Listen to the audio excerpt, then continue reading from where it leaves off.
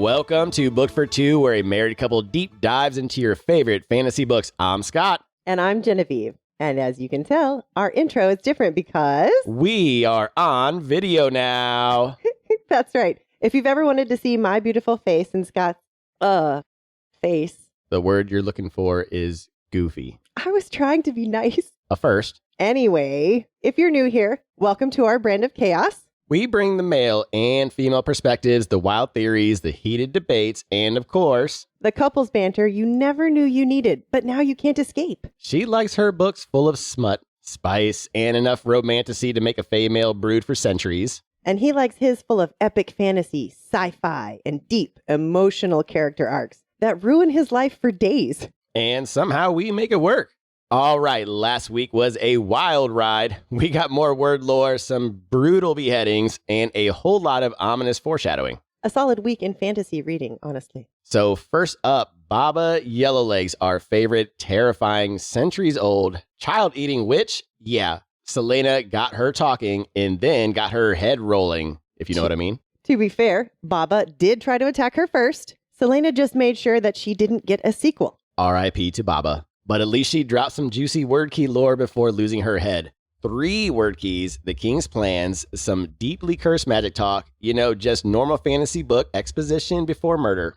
And speaking of cursed things, can we talk about the monster under the library? Yes, Celaena's down there trying to mind her own business when she finds herself walking past 99 cell doors. And while Jay-Z had 99 problems, a monster ain't one, because her and Dorian handled that real quick.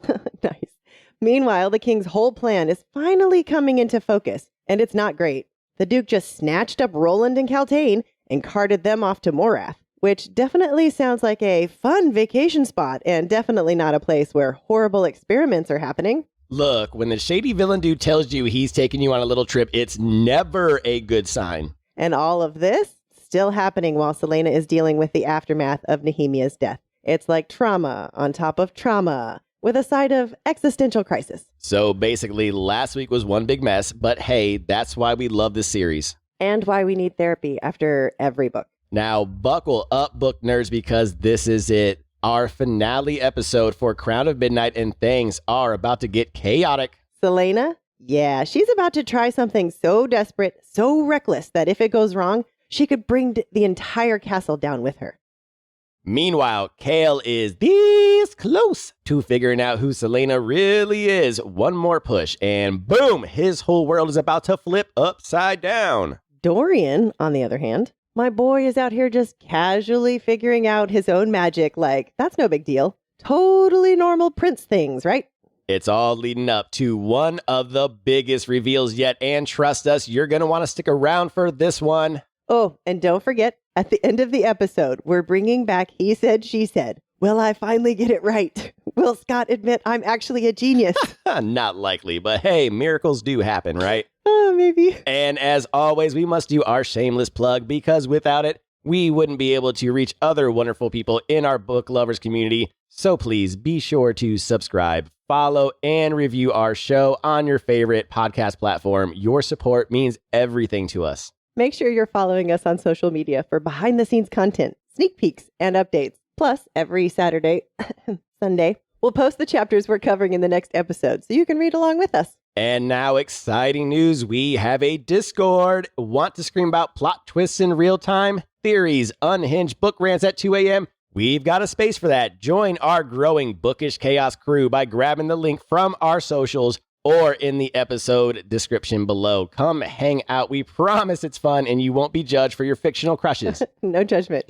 We also want you to get to know us. So join us every Wednesday evening at 8 p.m. Central for a live Q&A on our YouTube and TikTok profiles. You can grill us on everything from which book emotionally wrecked us this week to which fantasy hero would absolutely crash and burn on a reality show. Oh, and stickers and bookmarks are now available. Whether you want to deck out your water bottle, Kindle, laptop, or just pretend to be organized with a cute bookmark, we've got you covered. Get them at bookfor2.com or through the link in our socials. And before we dive in, this episode contains spoilers for Throne of Glass and Crown of Midnight. So if you're not caught up, well, consider this your official warning. Also, fair heads up, this is an adult content show. We swear we talk about murder, morally questionable characters, and let's be real, there's a very good chance we are going to discuss some spicy scenes in graphic detail. I hope so. So if you're looking for a wholesome book club experience, well, that's adorable, but you might be in the wrong place. And mark your calendars because we've got some exciting episodes coming up. Next week, we are doing our review, rating, and tinfoil hat theories episode for Crown of Midnight. That gives you one extra week to get ready for the Assassin's Blade, which you can grab from the link in the episode description below or on our link tree in our socials. And while you're waiting for Assassin's Blade, we have a special episode dropping Monday, March 31st. Our spoiler-free and spoiler review of Fourth Wing! Yes, we finally joined the Empyrean. It took us a while, but hey, we made it. We made it. And now it's time to dive into the finale for Crown of Midnight. So let's turn the page. 5, 6, pick up sticks. It's chapter 46. Anagrams and aftershocks. It's a super sneaky anagram. Why didn't we try that? I mean, we sat here trying to piece together all the clues. Okay, we got to aim the first. Why did we not separate aim? We don't know. Mort, of course, just casually wakes up from his little nap to be all smug about it. Classic. Ah times rift. See, I said it right. Equals I am the first. Ugh, duh. Are you kidding me? And he didn't even make her unscramble it herself. He just handed her the answer like a parent finally giving in after the kid struggles with a puzzle for like 5 minutes. Like, if you knew this forever ago, Mort, why the hell are you just now getting to it? Well, to be fair, she has been struggle busting with every single puzzle she's been given. That's true. Well, when she finally puts it together, literally spells out where to find the first word key. And it's been in Celaena's sarcophagus this whole time. Duh. Okay, great. Solid lead. But what exactly is she planning to do with it when she finds it? She pushes at the gem in the crown. Nothing. She shoves harder. Still nothing. Ah, come on. This is supposed to be some National Treasure level puzzle solving. Finally, she figures out the trick and the gem shifts aside, revealing a tiny-ass compartment, no bigger than a coin and deeper than a knuckle, and it's empty. Are you kidding me? She knows immediately, as do I. The king has the key. Of course he does, and Mort confirms it, saying the king found it when he was barely 20. Huh. And conveniently, Mort just so happened to not realize what had been taken until Celaena read the riddle aloud. I mean, honestly, it doesn't even sound like Mort ever actually spoke to the king. He's acting as if he's just piecing this together now. He's been sitting in this tomb for centuries, and this is when he decides to start connecting dots. But anyway, Mort gives her crap for taking so long to figure out the obvious. I love that for her. And also casually mentions he doesn't think the king has the other 2 word keys, because if he did, they'd all be doomed already, right? No more kingdom, just an empire of evil, because let's be real. The king would have busted open the word gate and taken over other realms if he could. He's got that level of villain ambition, for real. Mort tells her she's wasting her breath pleading with the wrong force. If the king controls the word, she's going to need a whole new plan. Then he drops the real bombshell. Magic didn't just disappear. It was shut down the second the king started his conquest. Celaena pieces it together. The word keys didn't just help him rule. They let him target and erase magic selectively. Every bit of it except his own. And Dorian's, that's got to be a 2-word key job minimum, right? Ooh, okay. So what the hell is she supposed to do now? Steal the 2 from the king? Find the 3rd one? Did Nehemia have a plan for this? What would Nehemia do? But she's not here anymore. And if only Celaena could talk to her. Ask her what the next move is. Wait. Hold up. She could open up a portal. Oh, this is a fucking stupid idea. Celaena, sweetheart. Woman who just learned how to lock and unlock doors yesterday. Can we just not open a portal into who knows where right now? Just this once. Can we take a breath before making a catastrophically bad decision, please? But she'd only open it for a moment, just long enough to talk to Nehemia. What could possibly go wrong? Spoiler, everything. And it's not just about answers. She can't leave things the way they ended. She has things she needs to say. So it's time to prep. The Walking Dead. Check. Another dagger or 2, because why stop at 1? Check. Some candles. Check. Dumbassery. Double check. and a little extra space for activities. Gotta find some. She heads one level up, high ceilings, wide hallway, plenty of room for terrible decisions. Oh, no. Well, Dorian is dreaming. He's standing in an ancient stone chamber he's never seen before, face to face with a warrior who just happens to have his exact same eyes, sapphire, blazing, intense. The guy's got shoulder-length brown hair, an angular, almost cruel face, and is at least a hand taller than Dorian. Also, he carries himself like a king. Oh, and the crown on his head, that may have been a dead giveaway, but I digress. This mystery king tells Dorian that he needs to wake up now. Something is about to happen in the castle, something that will put everything in jeopardy, including the life of his friend. Dorian wants to ask questions because random dream visitations from ancient kings tend to raise a few. But before he can get a word in, the king shuts him down. No time for chit-chat, kid. Instead, he gives Dorian directions. There's a secret door hidden behind the tapestry in Celaena's room. You know, the one with the magically appearing stag. He has to go now. If he doesn't, he's going to lose her forever. Gavin, the first king of Adderland, had just spoken to him in a dream, and Dorian, he doesn't waste a second questioning it. He's up, dressed, and running. Ooh-wee! All right, let's go back to the beginning. Let's. We didn't even need the anagram for this one. Nah. Because we're not stupid, but we digress. We called it. I called it that this was the word key that the king already has. I'm sorry that you didn't believe me. It's not that I didn't believe you. I just didn't think it was going to be that one for some reason. I was hoping it was going to be the third one just because the clues are rough.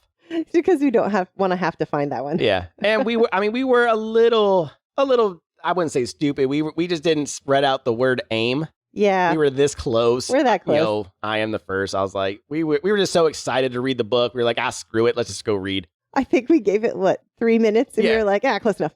Well, then what? It Go was find out. literally 2 paragraphs later, and Mort spells it out because she didn't even take time to look at it. He was like, you know what? We don't have time for this shit. It is I am the first. Okay. Okay. So, which other word key do you think he found? So that's assuming he has a second word key. However, I do want to go back to the first word key with you saying that the gem was fake. I didn't think the gem was fake. I didn't think the gem was the word key that we were looking for. You didn't think it was that obvious? I don't think so. So, but you were right with it being a compartment, but you also said that was for sure the one the king had. So what made you for sure think that was the one? I just assumed that he had visited all of the parts of his own castle. So you were exact opposite of me. I'm calling the king a dumbass, and you're over here like, oh, he definitely had to have. Oh. Yeah. So, and then this is why I love SJM and her writing, because in this chapter alone, she called me out. Last episode, you heard me even say, the king would have looked for Damaris. Why wouldn't he grab, the Erewhon killer's sword or wherever it was? And even Celaena thought the same thing that I thought, which I thought was brilliant with SJM, putting that in there because everyone else would question the same thing I questioned. If the king is going to go down into the tomb, why wouldn't he take the treasures? Exactly. But going back to SJM's writing, she is a brilliant fantasy writer. The fact that she saw that far ahead, she closes loops very well. Yes. You saw an opening there and was like, no, there's no way because of this. And she goes, oh, here, let me close that for you. We still don't know why he didn't take it. Well, you mentioned it, I think, last episode because he has his own badass sword, Natong. Yeah, he still has his own. But I mean, like you said, why wouldn't you want to? Exactly.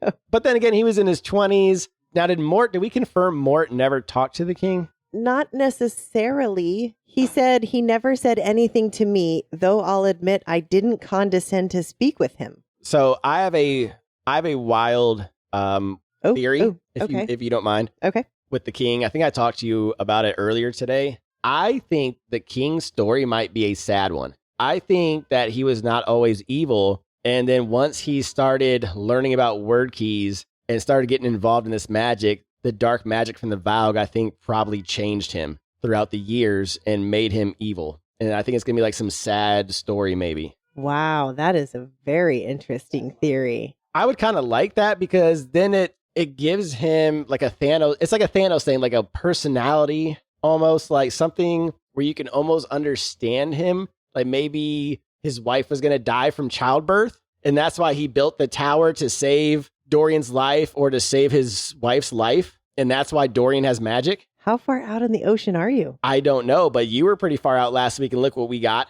That's fair. You know, you were totally spot fair. fucking on, right? I'm just saying. I put nothing past SJM anymore. But that would Ever. be so sad and tragic, wouldn't it? Because you try to use these objects to save either your child or your wife or both from the childbirth. So you build this tower to try to like get this dark magic. 'Cause that's the only way you can save their lives. And you do save their life, but it ends up costing your soul while also giving Dorian magic. Because that's the time when he started taking over shit, right? Was it around when Dorian was born? Yes. So I don't know. That'd be cool. I think it might be way out there, but Speaking of theories, there goes my theory that the king isn't Dorian's real father. But does he have Fae lineage? Is his magic different from the word? you did mention Fae lineage. We can start there. That is a high possibility because blue eyes, sapphire eyes, same eyes as Celaena, who's Fae. Yes. Okay. All right. So maybe Fae lineage, but Dorian is his father. We got that, right? Dorian's his own father? The king is Dorian's father, right? I'm out of that. We're assuming. I haven't seen any paternal stuff. Okay. We can call him Mort Povich real quick and get a test real quick. I mean, it's possible also that the king is Fae lineage too. Mort even said that with the word key, he can direct how to stop magic, and he stopped every magic but his own. So he probably has magic as well. Nothing says he doesn't. He also has whatever magic is coming from the ring. Yeah, because he can do the word stuff, right? Probably. Yeah. Again, we're just theorizing all this stuff, just putting our hats on since this is our finale episode. Well, speaking of craziness, Dorian is dreaming now and having Elena type dreams that Celaena had. Again, ties back to lineage because now it's Gavin who would be his great grandfather. Yes. Okay. That'd be interesting if whoever was sending Elena is now sending Gavin, right? That's what you said earlier. Yeah, I think it might be Brandon. Ooh, okay. From the Oakwald Forest still? Okay. All right. So you ready to turn the page? I am. Let's go. Stairway to Heaven. It's chapter 47. Do not open the void. Girl cuts her own damn arm to provide quote unquote paint for her portal by wordmark. She knows every single symbol has to be perfect because if she messes up, best case, nothing happens. Worst case, she just invited a demon to dinner. Has she not seen Hellraiser? I haven't seen Hellraiser. Yeah, you don't want to mess with those guys. Okay, noted. The Walking Dead did warn her that not just anyone can use word marks. There has to be power in the blood for them to work. So Celaena takes her time, carefully, painstakingly. She finishes the last symbol, including Nehemia's name in word mark form, then stands and starts reading from the page. It sounds like it might have actually been difficult for her to speak the language. Was it fighting being spoken by her? The words made her teeth hurt and her eyes water. Yeah, that sounds evil. No wonder this kind of power isn't practiced openly. The symbols in her blood begin to glow green. Well, looks like something is happening. The stones in the middle of the archway fade away into inky blackness. A void. It had worked. Holy shit, it had really worked. She calls out for Nehemia, hesitant, just the void looking back. Nehemia? Please. Then, from far above, a sudden yelp. A moments later, faster than should be physically possible, Fleetfoot comes barreling into the room. She's yipping, excited, but not for Celaena. She skids to a stop just before a shimmering figure on the other side of the portal. Holy shit, Nehemia's here. Celaena sinks to her knees and apologizes. Nehemia, however, speaks to Fleetfoot instead. She cannot cross the line, neither can Celaena. No one can. Then she turns to Celaena and chastises her. I thought you were smarter than this. Celaena tries to apologize, but Nehemia cuts her off. Don't open this portal again. She won't answer next time, and Celaena will not survive whatever happens next time. No one has the right to open the portal to this realm, no matter how fierce their grief. Then Nehemia tells her she knew. Ooh. She knew what her fate was meant to be. It was the only way to set the revolution in motion, which I called in chapter 25. You totally did. And in 10 years of darkness, Elentia had been one of her bright lights. Do not let that light go out. And then, just like that, she's gone, swallowed back into the void. Celaena whispers, Come back. but the footsteps, they don't come from the portal. They come from her left. Archer standing there looking stunned. What? Oh my goodness. Mm-hmm. All right, back to the top. Let's talk about the power in their blood. They said something about only people with power in their blood can harness Magic. the word marks. That's what it sounds like. Okay. Sounds like magical people, and confirming maybe that Celaena's magical. That's what that sounds like, right? If she's able to use those. And it also sounds like our girl's messing with some voodoo shit and needs to stop. Stop. It sounds like some Hellraiser crap coming. Real quick, why was she using chalk to unlock and lock the doors, but this one requires blood? Because this one, you have to open a portal to the dead. The dead. I mean, that's fair. She is doing a whole lot more magic than... Okay. Yeah, that requires a bigger sacrifice than just, I need to open this door to this broom closet. I feel like we went from chalk opening doors to a lot. Oh yeah, she extreme. escalated real quickly. Well, this also means that Cain, right, had power in his blood. That's what it sounds like. That's what I'm assuming. Oh, okay. Well, the king does too, right? No, we don't know. Well, we don't know for sure, but again, assuming lineage, he also decimated, the entire realm. Granted, he has a word key. He has to have some type of magic. Right? There's no way he doesn't. He's got to have some type of magic. Yeah. Okay. Well, which realm is Nehemia in? The realm of the dead, most likely. Whatever realm of the dead is in this fantasy world, I guess. Okay, so you think it's like one realm for all of the dead, or maybe an Elway realm of the dead? It's just another realm, I guess, that in this world the soul passes to. And they're all just spirits in that realm? That's what it maybe? seems like, but it seems like it's extremely dangerous opening because it doesn't sound like it's all good beings from what Nehemia sounds like, because she said, like, don't open this again or something bad's going to come out and it ain't going to be me. Yeah. Oh, man. That makes me wonder if it's something else then. But I mean, I guess if you look at it like in terms of hell, like, oh, this could be like their version of hell and hellhounds could come out or a demon could or something like that. I don't know. Oh, what if it's like Beetlejuice? Yeah. Okay. Oh, that'd be terrible though. We get to remember you have to sit in line and like you get that number. It's like, 4 trillion long. You're like, oh man. You're going to be there for forever. You get your head shrunk. That's not a good place to be. I don't want to be there. Well, Nehemia warned her about opening that portal again. Did you think that was foreshadowing? Hell yeah, that's foreshadowing. Look, I knew the chapter before when this dumbass was going to come open this portal. That is a bad idea because she doesn't know what she's doing. She's had this book for all of 2 seconds.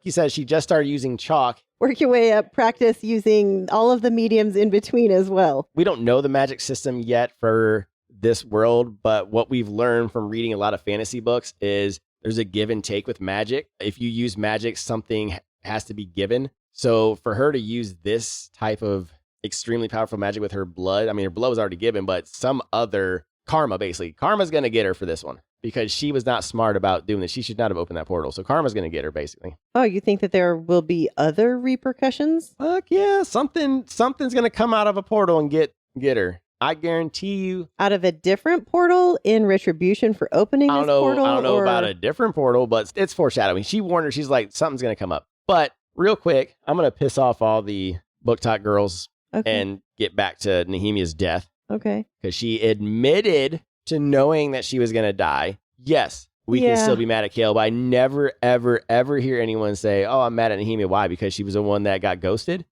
She knew she was going to die. She could have left the castle. But she was like, I need to get Celaena to pop off, and this is the only way it's going to happen, so I need to die. So she knew well in advance she was going to die. It wasn't just like the night before. She knew in advance. She knew well in advance. Yeah, so we're not taking Chaol off We're the not shit list. absolving him 100%. But there was nothing he could do. Nehemia knew. There was nothing he could do. There was nothing he could do. Nope. And last but not least, what the fuck is Archer doing there? Yeah, what? This is kind of a weird time to show up. Like, oh, look, there's a portal. You playing with portals now, girl. Not even that. He's down in the dungeons. I mean, in the passageway. Oh, I didn't even realize that's where she's at. Yeah. Oh, How does he know about that? What? Well, he's in league with Nehemia, right? Well, yeah, that's true. And Nehemia knew about the portals. Okay. Or not the portals, the catacombs. Well, we'll find out next chapter, hopefully. So you ready to turn the page? Yeah, I am. Let's go. Oh, shit, Celaena. Wrong gate. It's chapter 48. Follow the screams. Celaena didn't hesitate. In a heartbeat, Damaris is in her hand, leveled at Archer's throat. Fleetfoot growls beside her. And honestly, good call, Fleetfoot. What the hell is he doing down here? Archer, ever the smug bastard, tells her he's been tracking her for weeks. Mm-hmm. And oh, fantastic. Nehemia told him about the passages. He's been sneaking around down here almost every night since she died. That's a little creepy. Celaena risks a glance at the still open portal. Uh-oh. If she wasn't supposed to see it, Archer sure as hell wasn't supposed to see it. Casually, very casually, she starts wiping at the glowing green word marks, all while very much trying to avoid actually touching the void. So, based on my bald head, I am a spokesperson for Mr. Clean Magic Erasers. So, Celaena, if you need help with those word marks, you know who to call. Nice. Now, Archer demands to know what she's doing as she furiously scrubs at the marks.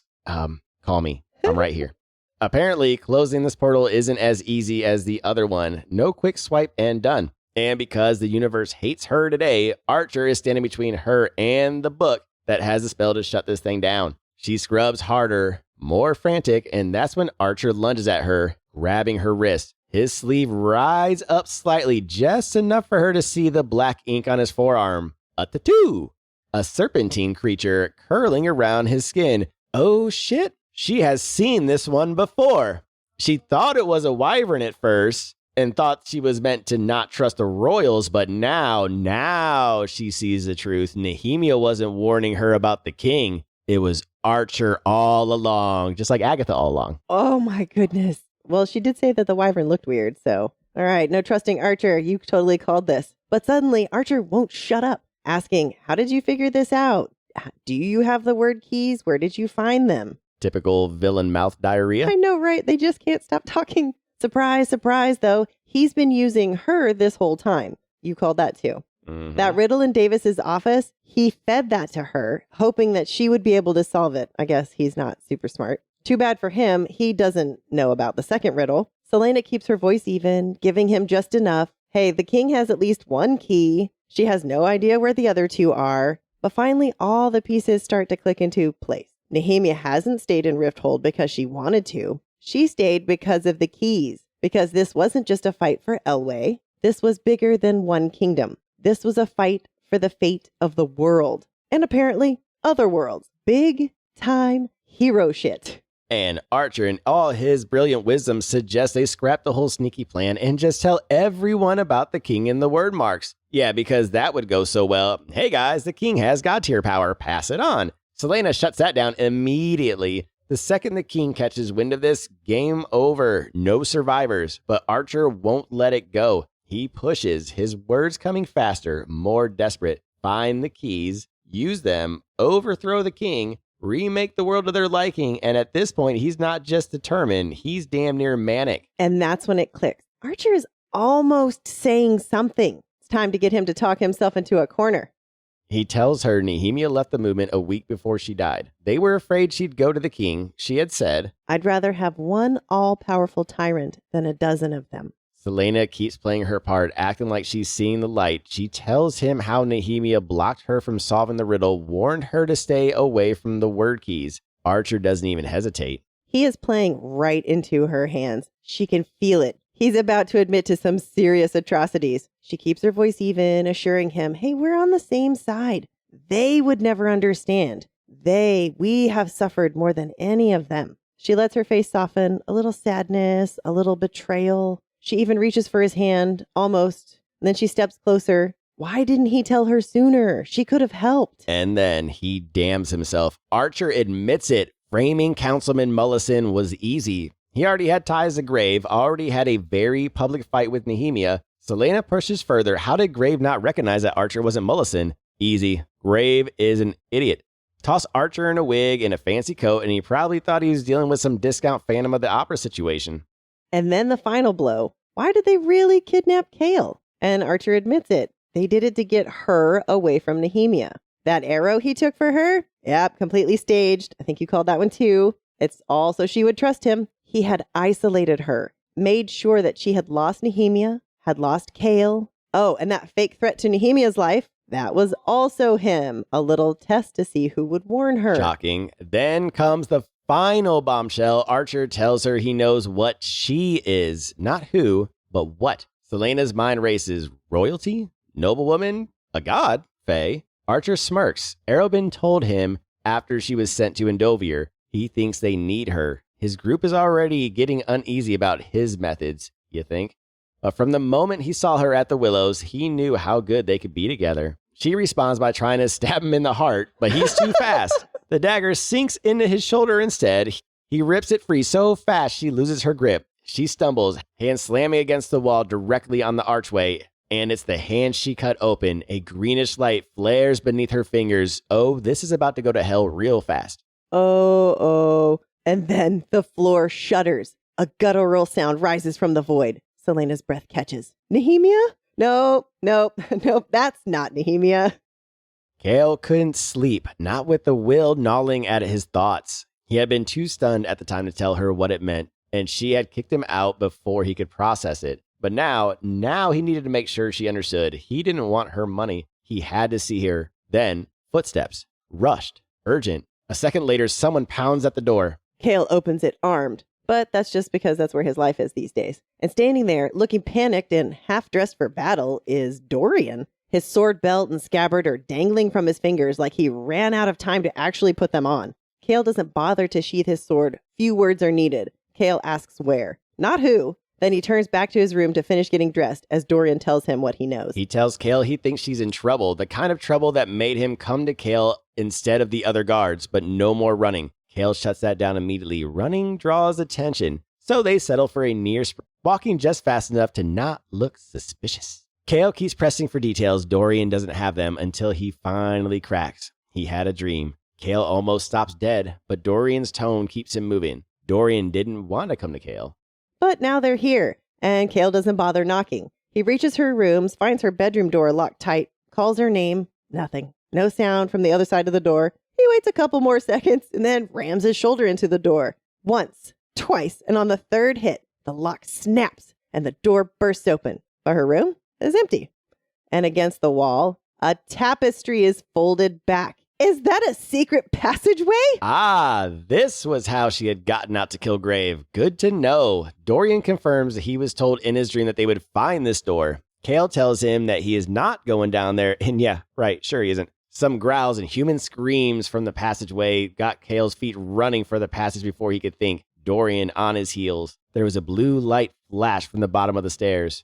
And then a roar. It shakes the ancient stones around them, and Chaol knows, instinctively, horribly. Was this the creature that killed the champions? They reach the landing, following the pulse of blue light to the right. And then green. The archway glows, lit up with green symbols. And through the archway, a world of mist and rock. Archer is pressed against the opposite wall, chanting strange words from the book. Celaena's on the floor, Fleetfoot injured, standing between her and the thing. Tall, sinewy, not human. Unnaturally long fingers tipped with claws. Chaol sizes up the scene in 2 seconds flat, full Jason Bourne mode, and then he launches himself at the creature like he's starring in John Wick Medieval Edition. Woo! Some action. All right. Woo, so, Celaena trying to rub away the word marks like it's just a normal spell. Girl, you magic erasers. Call me. Magic erasers. Did she think that was like chalk? She did that in blood. Blood dries. Chalk is chalk. Well, I mean, when the chalk rubs away, it went away, but like nothing was going away. So, uh-oh. Yeah, that's a pretty big deal. But the bigger deal here is Archer, right? Mm-hmm. And he is the wolf in sheep's clothing. I called it. This is a typical SJM shit right here. So I said he dressed up as a wolf. He's a wolf in sheep's clothing. Okay, Nox, I'll give you Nox. You know, that one I just played around with because that was fun. I almost gave up on Archer for a second, but you know, there was something wrong. You just kept saying, there's something about Archer that you didn't like. But going back to that symbolism now, Celaena's dressed up as a swan, which I will explain later how that is going to fit in and why she is the swan. But again, the reason why I thought swan and wolf got me to that was ACOTAR, the very first book, when you had Lucian as the fox, you had Tamlin as the monster, which represented who he was and what he was. So Lucian as sly, funny fox. That's how we think of a fox, is we think of Lucian's character. Same thing with Archer. I loved the symbolism by SJM. Bravo. Yes, you totally called that. I just thought it was, these are just the costumes they chose. But you pick up on those little things like that I missed. Now, I did not expect him to be, number one on my hit list for who's at fault for Nehemia's death. I did not think that he was going to be fully involved to the point to where he even set up the rumor for the king to tell Chaol to test it. He tested it out before he even did it. So that's premeditative murder. But you have, who is number one? Nehemia. And why is that? Because Nehemia knew. I think Nehemia may have set things in motion. Like she did it on purpose. So you think she embraced it. She ran towards it. So are you saying that when she started breaking away from Archer's group, she did that on purpose, knowing Archer might try to pull some shit like this and set things in motion to pop off Celaena? You're thinking it was that intricate with Nehemia? No, I think I have to switch my mind. At this point, right now, with everything we know, I have to say Archer is number one, too. Okay. Yeah. Okay. So Archer number one, Nehemia number two, Chaol far third. Chaol far third. Far third. If everyone's listening. Far third. Lexi. Far third. Far third. He's far third. And I know we've heard it all before. We've been seeing it on our TikTok posts. Whoa, wait till what? Queen of Shadows? Just wait. Blah, blah, blah, blah, blah. Look. Fine, we'll wait. I am Team Chaol. For now. Forever. Oh, forever. Wow. Forever. Team Wow. Chaol. I will not claim forever. Well, you know who else is forever Team Chaol? Dorian. Bingo. Instinctively, he went to Chaol when this happened. He couldn't go to his guards, right? Or loyalty. And if anybody knows Chaol more than us, it's Dorian. Yeah. So he knows I'm going to go to the one person I trust in the world, Chaol Chip. Our lovely Chaol Chip. And it's like their little band of friends there. So one of the friends is in trouble. You're going to go get the other one. That's loyalty. That is his friend. That's his bro. Regardless of all of this other stuff that's happening between them. Like they've been together for so long. But it does help that he is captain of the guard. Yes, it does. He's got that too. Like, I mean, if I'm going to get anyone else in the castle, maybe Brollo. I'd call Brollo up because he taught the captain of the guard. Yeah, but you don't know where Brollo Yeah, lives. I mean, yeah. You also don't know where his allegiance lies. But what I'm saying, like, if I'm going to pick another badass besides Chaol, I'm going Brollo. Okay, that's fair.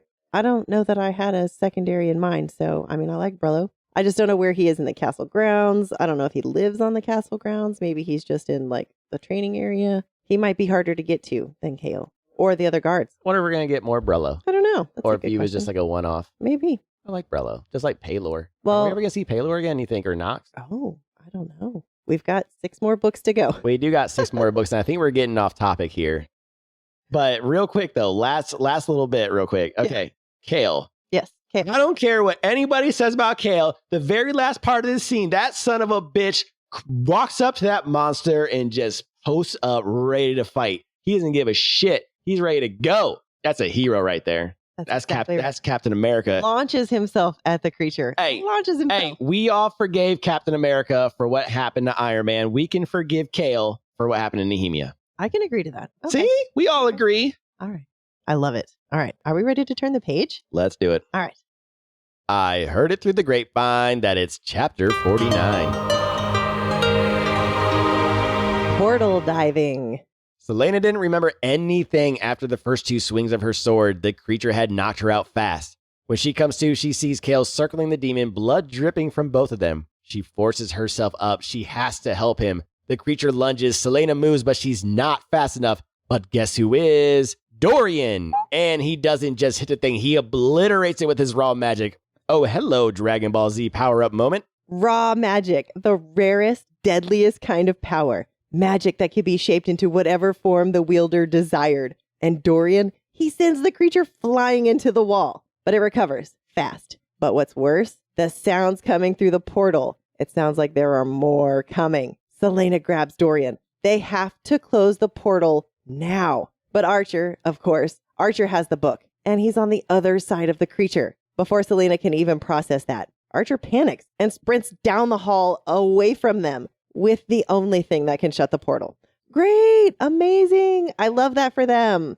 Now what? Well, Dorian wasn't fast enough to stop Archer. Celaena wanted to go after him. She needed that book to close the portal, but she couldn't just leave Chaol alone with the creature. Dorian offers to go, but it's a damn maze down here. Instead, he grabs her arm. We need to go. He starts dragging her towards the stairs, and that's when he notices the amulet on her throat is glowing. Cheap replica, my ass. Delulu Dorian. Chaol yells at them to go now. Celaena wants to stay, but the pounding in her skull makes her weak, unsteady. She's dead weight now. So she stops fighting Dorian and lets him drag her away. And Chaol's not stupid. He knows he can't win this fight. His best option is to flee, get Dorian and Celaena out, lock the creature inside. It's a simple plan, sure, except he can't even make it to the stairs because this thing, it wasn't just strong, it's smart. At least Dorian and Celaena had made it. They were almost up the stairs. Chaol inches closer, shifting towards his only escape, and then Celaena shouts, one word, one name. Fleetfoot! Oh, hell no. In the shadows by the wall, Fleetfoot was still there. Her leg too injured to make a run for it. The creature noticed her too. It whirled, lunged, and snatched Fleetfoot up, dragging her toward the portal. Oh, great. This better not be the Artax moment. Chaol didn't even think. He just launched himself off the stairs and hurled through the misty portal after her. This is some straight up John Wick save the dog at all costs energy, and I'm here for it. I'm here for it too. Oh my gosh. The fear, the pain. When Celaena saw Chaol run through the portal after Fleetfoot, there were no words for it. Nothing. But there was rage. She whirled on Dorian, slamming his head into the stone wall. He loosens his grip on her just enough, and she runs down the stairs, across the hall, through the portal, into the unknown. The first thing she sees is Chaol, shielding Fleetfoot with nothing but his bare hands. His sword is nearby, but it's snapped in two, and the demon is hovering over them. And then she unleashed the monster inside herself. What? Chaol caught movement out the corner of his eye. Celaena?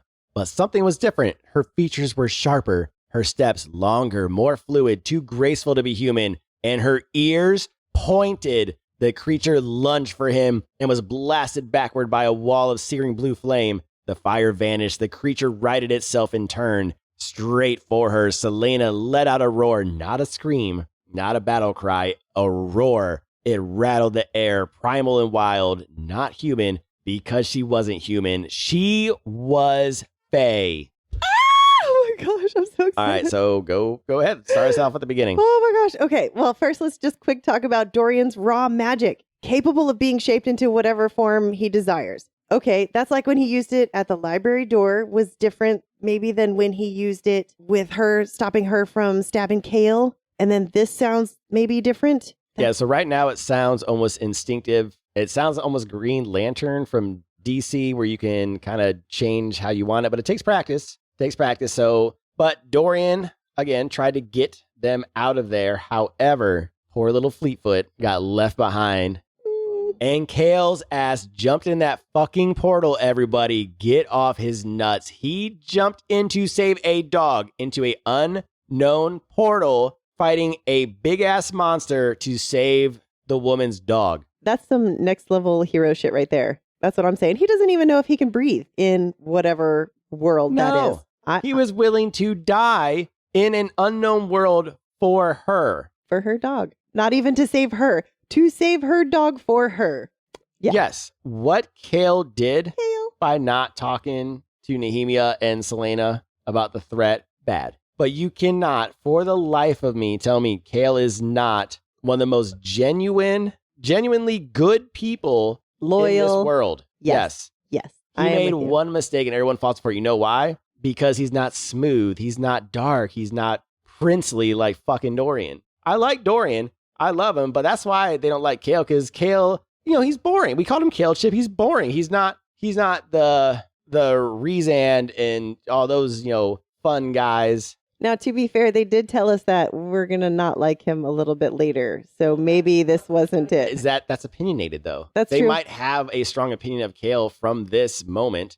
And then, but we don't know. You're right. I love Chaol at this moment. Oh, yeah. I love Chaol at this moment, too. I cannot think of anybody more loyal than Chaol. I mean, Dorian's just as loyal, too. Don't get me wrong. But unfortunately, Chaol's loyalty was his fault. That's his one. So his greatest strength is also his greatest weakness, unfortunately. And I think that's what SJM was trying to show us. And she did a great job of showing us exactly that. Look how divided she has the fan base with Chaol. And she does the same thing with Tamlin. And that's why I like her complexity with her characters. She's got people fighting each other about characters. I love it. Right. All right. So another big surprise, the biggest surprise right now. She's Fae? Yep. I did not see that coming. Fae blood lineage. Okay. I did not think I did not think that this was going to happen. No. This was insane. I was so excited. Oh my gosh.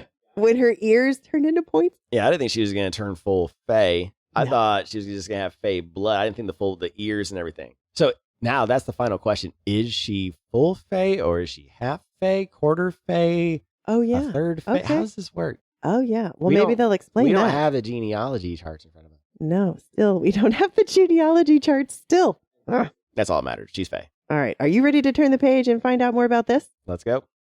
Super Shifty. It's chapter 50.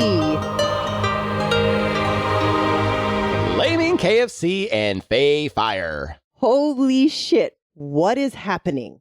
Celaena is shifting, and apparently it hurts. It's like she's burst free of her fake identity, like she was wrapped in some kind of magical straitjacket and it just ripped it off. She plummets into a well of power inside of her, and suddenly, boom! Magic explodes out of her. The creature goes flying, and then there's flames, fire. We knew it! We called it! Oh, this was always there. And her senses, they're dialed up to 11. She can smell everything, hear everything, and everything is screaming at her. Get out of this world now. I love the old Spinal Tap reference you used there, dialed up to 11. One of my favorite movies. But she's not leaving without Chaol and Fleetfoot. She shoves herself between them and the demon, lifting Damaris in challenge, and she roars. And the response? A chorus of answering roars in the distance. That's not too comforting.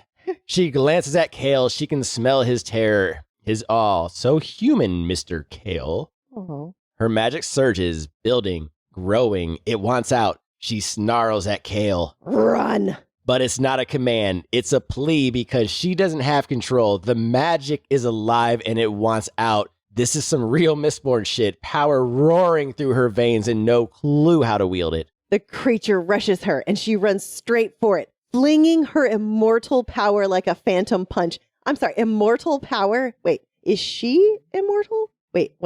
Okay, that changes things. Sorry, I digress. The creature is smarter than it looks, and it dodges both the power blast and Damaris. Celaena hears the scuffle of Chaol leaving the world. Okay, Fleetfoot is safe. He is safe. She is not so safe because more creatures are coming. And this thing, it is too smart, it is too fast, and it is too strong. She's going to have to think of something else. She has a sacred face sword. She has raw unchecked power. So she pours everything, every last drop of wild magic into Damaris, lifts it over her head, and slams it into the earth. The ground shatters. Fissures crack open, deep and wide, splitting the battlefield apart. And then, nothing but a thin lip of land between her and the portal. She wrenches Damaris free because she's not leaving that behind. Good.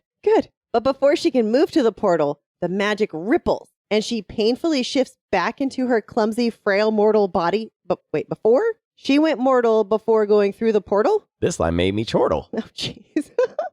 Okay, that's a dirty trick. And then strong hands under her shoulders, hands she knows so well. Chaol, okay. He came back for her. He pulls her back across the threshold into Aurelia, and the second she crosses, her magic is snuffed out like a candle. Well, Dorian missed everything. He comes to just as Chaol is hauling Celaena back through the portal. She's conscious, but Chaol drops her like a sack of hot potatoes, or more accurately, flaming KFC. Dorian blinks through the pounding in his skull, looks through the portal and sees a tiny ledge and a massive crater. What the hell happened? Celaena pushes herself on her elbows, arms wobbling, weak. Did she knock him out? Chaol is yelling at her, "Close it!" And she's telling him she can't. Dorian, meanwhile, is trying not to pass out again because he definitely has a concussion. But something isn't right. Dorian realizes it when Chaol won't help Celaena up. Inside the portal, the roaring is getting louder. Celena's breathing is shaky and she drops this line.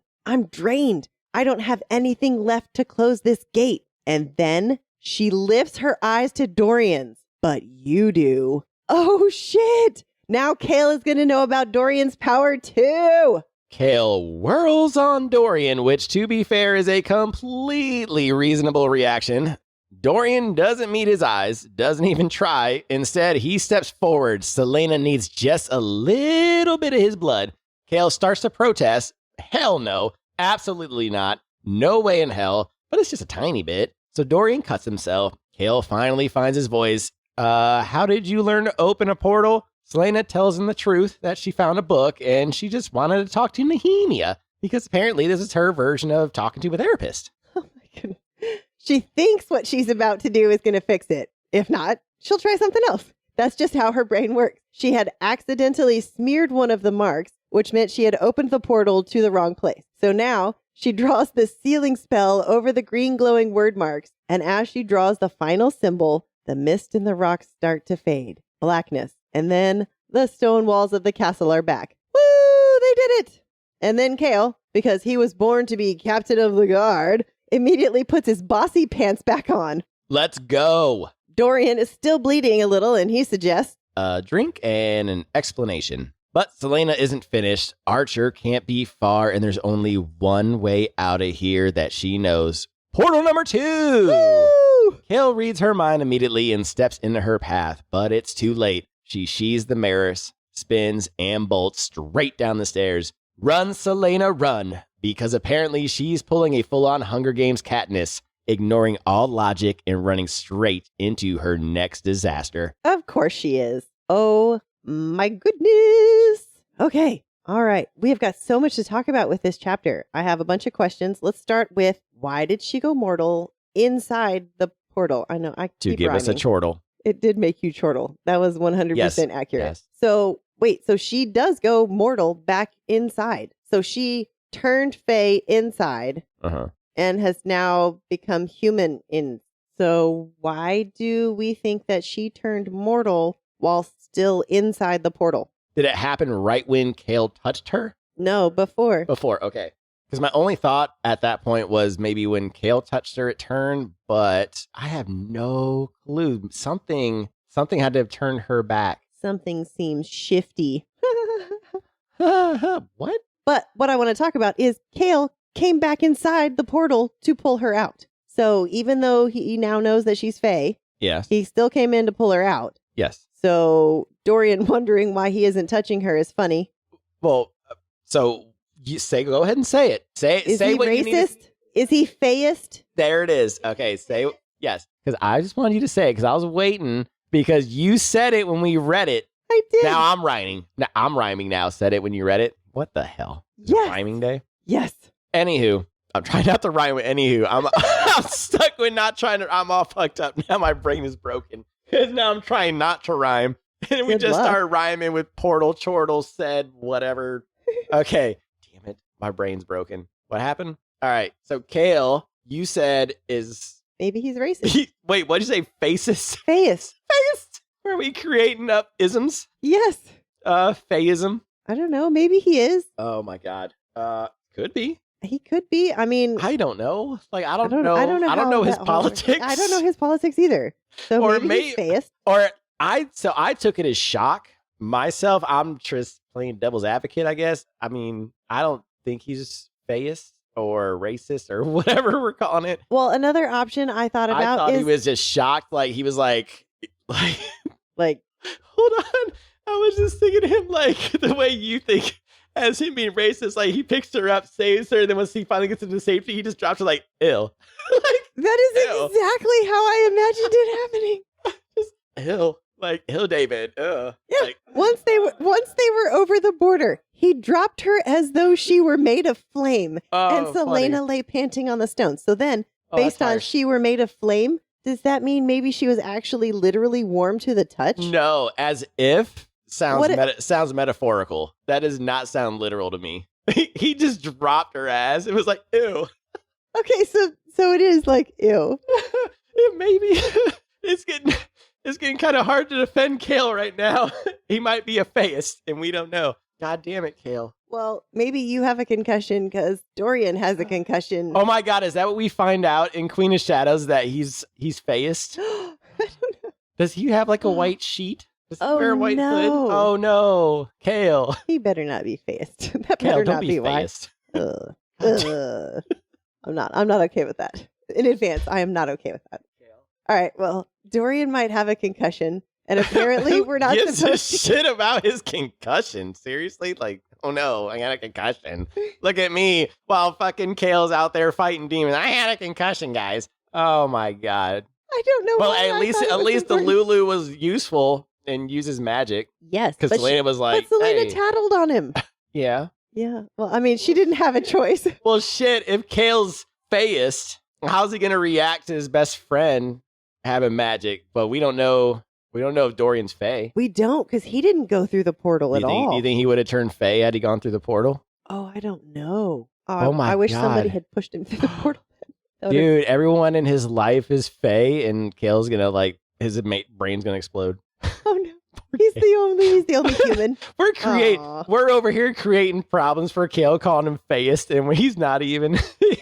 I honestly, so to be honest, I didn't get a chance to say it. When I read it, I thought it was just shock. Like, oh my God, I don't know what just happened. Is she on fire? He's not afraid of her. He's afraid of the magic of her changing, is what I took it as. Not Celaena herself. He's terrified of he's just shocked. But I mean, it is kind of, it is funnier to just be like, ew. That is totally 100% how I imagined it when we read it was, ew. Yeah, just, ew. Just, ew. Ew. like, ew, 20 years, ew. Like, get away from me. Oh my God. Oh, God, poor Chaol.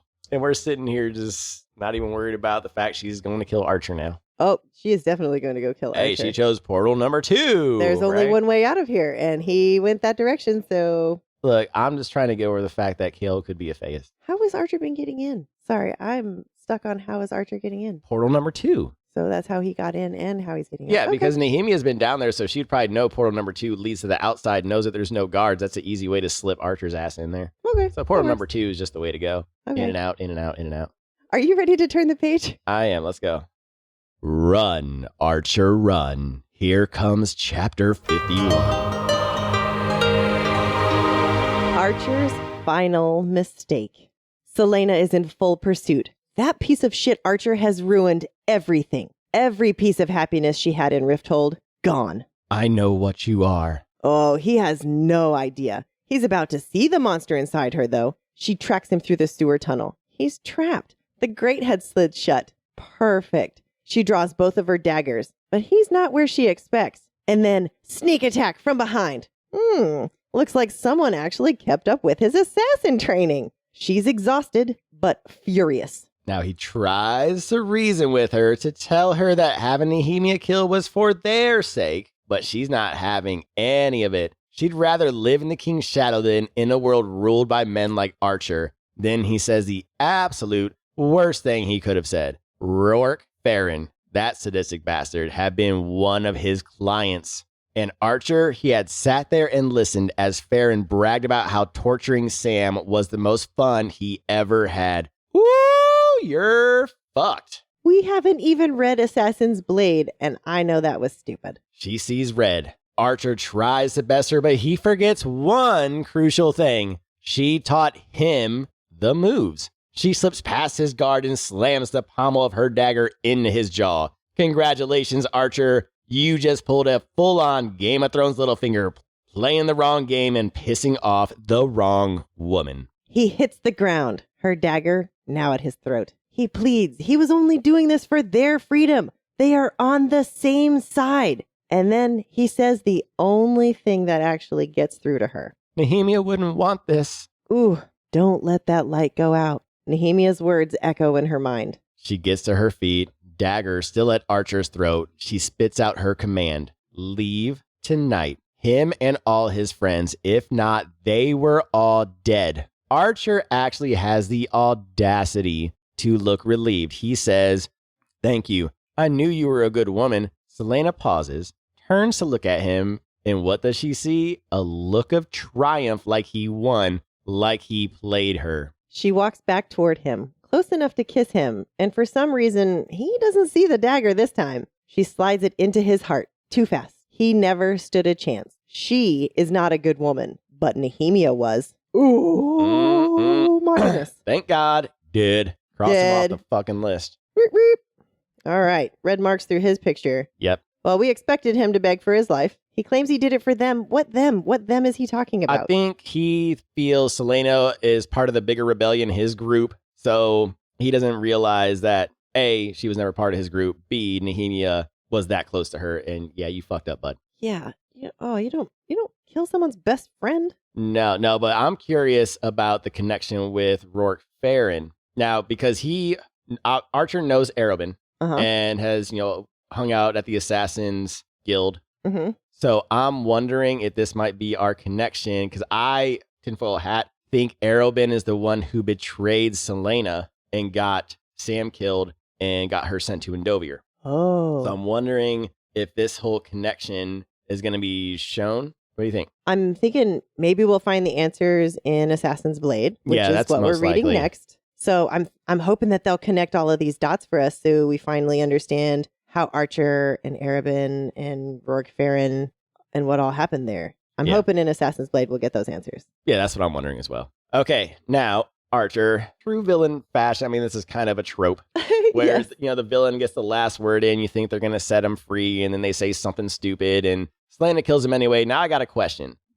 Now that we know Celaena pretty good by now. We're at the finale of book 2. Mm-hmm. Spent some time with her. Do you think she was really going to let him go, whether he would have said anything or not? Do you think she still would have turned around and killed him because of what he did? Or do you think had he not said anything, she really would have let him go? I think if he hadn't said anything, she really would have let him go. Why taunt her? That was purely a taunt. But it's not that. But if you're going to be this upset at Chaol for his part in the thing, you're going to let him go. I don't know if she would really let him go, but you're right. Why? Because then why say it? That's ruthless. But then again, what he did was ruthless, to like fake it and be like, oh yeah, you're free. And then whack, dead. That's pretty ruthless. But what he did was ruthless. Yeah, what he did was ruthless. And Celaena, we've seen her be ruthless. We've seen her cut people up. I mean, she was walking away from him. Her back was to him. She was just listening for him to sneak up behind her and him try to stab her. So she was leaving. Yeah. And then he said that and, ooh. Okay, so if it were you, would you have let him go? Did he say that? Well, you have to let him go first before he can say anything. Would you let him go at all for what he did? And you're an assassin, just like Celaena. Under all of those same circumstances where he said those words to me, the Nehemia wouldn't want this. And I remembered that Nehemia's last words to me were, don't let that light go out. Mm-hmm. Yeah. You let him go? I think so. Okay, I don't think I would. Because as soon as he mentioned Rourke Farron and brought up Sam, and then knowing that I lost the first love of my life and I've lost my best friend because of one fucking person. No, you're not going anywhere, bud. You're done. Oh, yeah. I didn't take that into account. Also, that he was talking about Sam and Rourke Farron, and now he admitted to having Nehemia assassinated. Yeah. Okay. I mean, Celaena's a better woman than me then. However, I do think Nehemia may have gotten to Celaena because I was expecting, what's it called? The killing calm whenever she's in that zone, right? I was expecting that with Archer the same way she did with Grave, but we didn't get that. No, she thought about it though.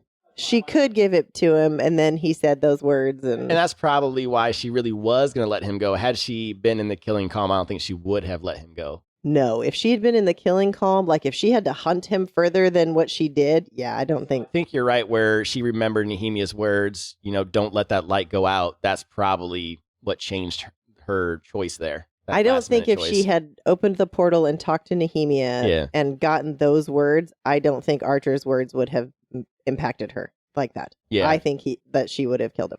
I didn't realize how big of a catalyst that portal opening was, because I don't think we're done with the ramifications of her opening that portal. I think that other shit is going to cause. I mean, yes, you're right. It caused her to not want to kill Archer. And had she not opened the portal, she probably would have just Archer right there and there. Yeah. So, but I think there's going to be other ramifications. I feel it with that portal. Like what? It's weird, and I'm excited to, see what happens next. Are you ready to turn the page? I am. Let's go. Chaol knows what to do in chapter 52. The lies we leave out. Chaol watches silently as Archer bleeds out at Celaena's feet. He had arrived just in time to hear Archer beg for his life and then naturally say some stupid shit. Chaol had no interest in being next, so he shifts his foot slightly, just enough to let her know he's there. Like, hey bro, I'm here. Please don't stab me. Right? Celaena looks up at him. Her eyes are hollow, that killing calm. Then slowly the wariness creeps in. She bends down, picks up the book Archer stole, and finally speaks. I owe you an explanation. Celaena, Dorian, and Chaol sit in broody silence as the healer works on Fleetfoot. Then it's Dorian's turn, and honestly, he feels kind of ridiculous. The guy has a major head bump while Celaena and Chaol look like they've just crawled out of Helm's Deep. Yeah, I told you that concussion was bullshit. Yes, you did. The who goes next staring contest between Chaol and Celaena. Well, Chaol blinks first. He gets his minor cuts and scrapes patched up, and then Celaena, she dismisses Dorian. I'll find you later. And he knows what that means. Goodbye. You may exit now. Tamping down a surge of jealousy, he leaves because honestly, he's got bigger problems. Like, how the hell is he supposed to tell Chaol that he's basically Elsa now? Celaena didn't need a healer. Crossing the portal, her magic had taken over, healed everything. The only proof it had even happened, bloodstains and torn clothing. She goes to clean up while Chaol is still being looked over, but there's no more time to stall. Celaena tells him her great-grandmother was Fae. Her mother couldn't shift the way some Fae could, but Celaena, she had inherited the ability to change between Fae and human. Oh.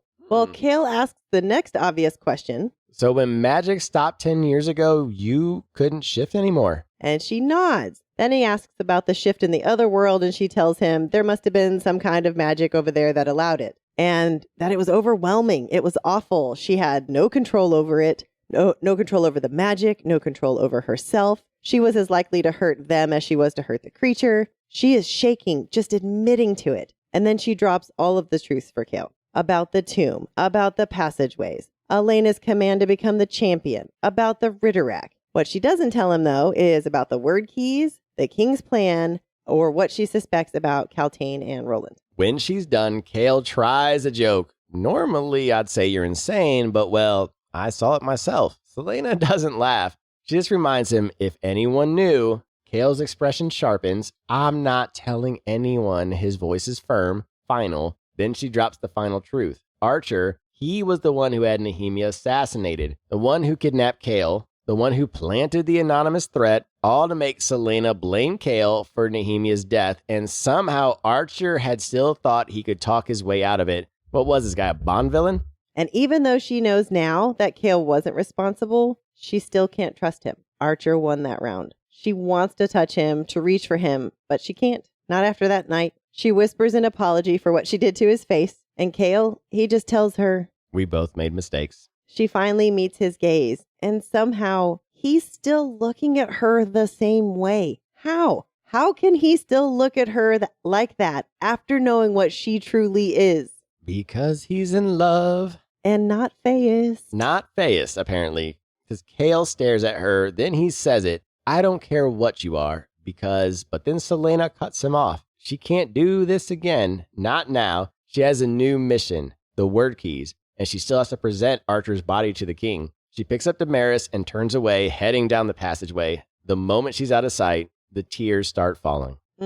This time, Chaol doesn't follow her. He has plenty to process on his own. What she just told him, what he just saw, and then something else clicks. She had insinuated that Dorian had some kind of power too. Wait, that invisible wall moment? But wait, no. If Celaena's magic had disappeared in this world, how could Dorian still have magic? Now, her fear of the king makes so much more sense. This is the most dangerous place in the world for a Fae to live. If anyone else found out what she was, there would be nothing he could do. No strings he could pull, not even as the captain of the guard. But Chaol had to do something. Something he never thought he'd agree to. So he goes to his father and tells him they should send the king's champion to Wendelin to eliminate the royal family.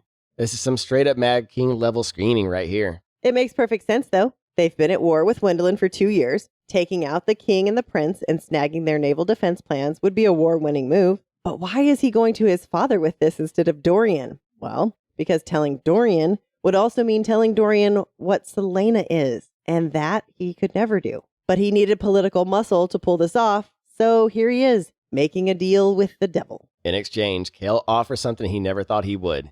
He tells his father he's willing to return to Aniel, anything to get Celaena out of the country. Wendelin is the last stronghold of the Fae, the only place in Aurelia where she'd truly be safe. He had to let go of any hope for them, for any future together. She would never trust him again, would probably hate him for what he was doing, but if she was safe, if no one could hurt her, that would be enough. His father accepts, and just like that, Chaol sells his soul to the devil. Ooh-wee. Okay, so it sounds like she was in the killing calm with Archer down there. Is it an actual visible thing? I think it's more like a Zen thing, like bringing all the energy and chi into you, and you were just like locked in. Nothing else can bother you except like you were just zoned. Like a laser focus of some sort? Yeah, I'm pretty sure it's something that Arobin teaches only his assassins. Like, this is when you're at your most lethal point kind of thing. All right. Well, maybe we'll hear something about that in Assassin's Blade too. Hopefully, that'd be kind of cool to see like how it actually works, Ooh, like how he trains her and stuff. That'd be really cool. All right. Well, Celaena tells Chaol everything except the things that are directly connected to the king. Mm-hmm. About the word keys, the king's plans, and then what she suspects about Kaltain and Roland, right? Correct. She also included that she could shift between human and fae 10 years ago. Yes. So that's how she shifted in the portal. Yeah. So that makes sense now because we were questioning. Okay. So she is kind of shapeshifter. She can go between human and fae. So when she went into the portal to get Chaol and Fleetfoot, she shifted. Yeah. So she shifted herself. So it sounds like what happened was when she went into that portal, something allowed her power to be able to re-manifest to where she could turn fae and use the magic to save Chaol and Fleetfoot. And then it sounds like the power was just too much for her because she hasn't done it in 10 years. And then she pretty much turned it off. Okay. Well, that explains a lot. Okay. That's awesome. I'm glad we got an answer to that. But it also explains why Chaol dropped her like a bag of sand or whatever. He's not Faeist. We were just joking around. We knew he wasn't Faeist. It's just a little fun joke. But it probably just freaked him out a little bit to see that kind of change. Because that doesn't sound like it's something that's normal. It sounds like you're either Fae or human. It sounds like it's kind of weird to see a shift. I wonder if that was normal 10 years ago, though. I mean, to see people shift in and out of, I guess, animal form, it sounded like too, even though... Oh, that's right. I forgot about that the Fae could also shift in the animal form. Yeah, so it's only been 10 years. Well, it's still a shock, though. For sure. Yeah, I mean, you're not expecting Celaena to be a Fae. I mean... No. But he's not Faeist. He's in love with her, and he said, "I don't care what you are. I will always love you." Basically, I didn't say I will love you, always love you, but in my eyes, that's basically what he's saying. And she still has feelings for him, but she's never going to trust him again. No, but at least she understands that it was Archer all along. Yes. So she does forgive Chaol in that sense.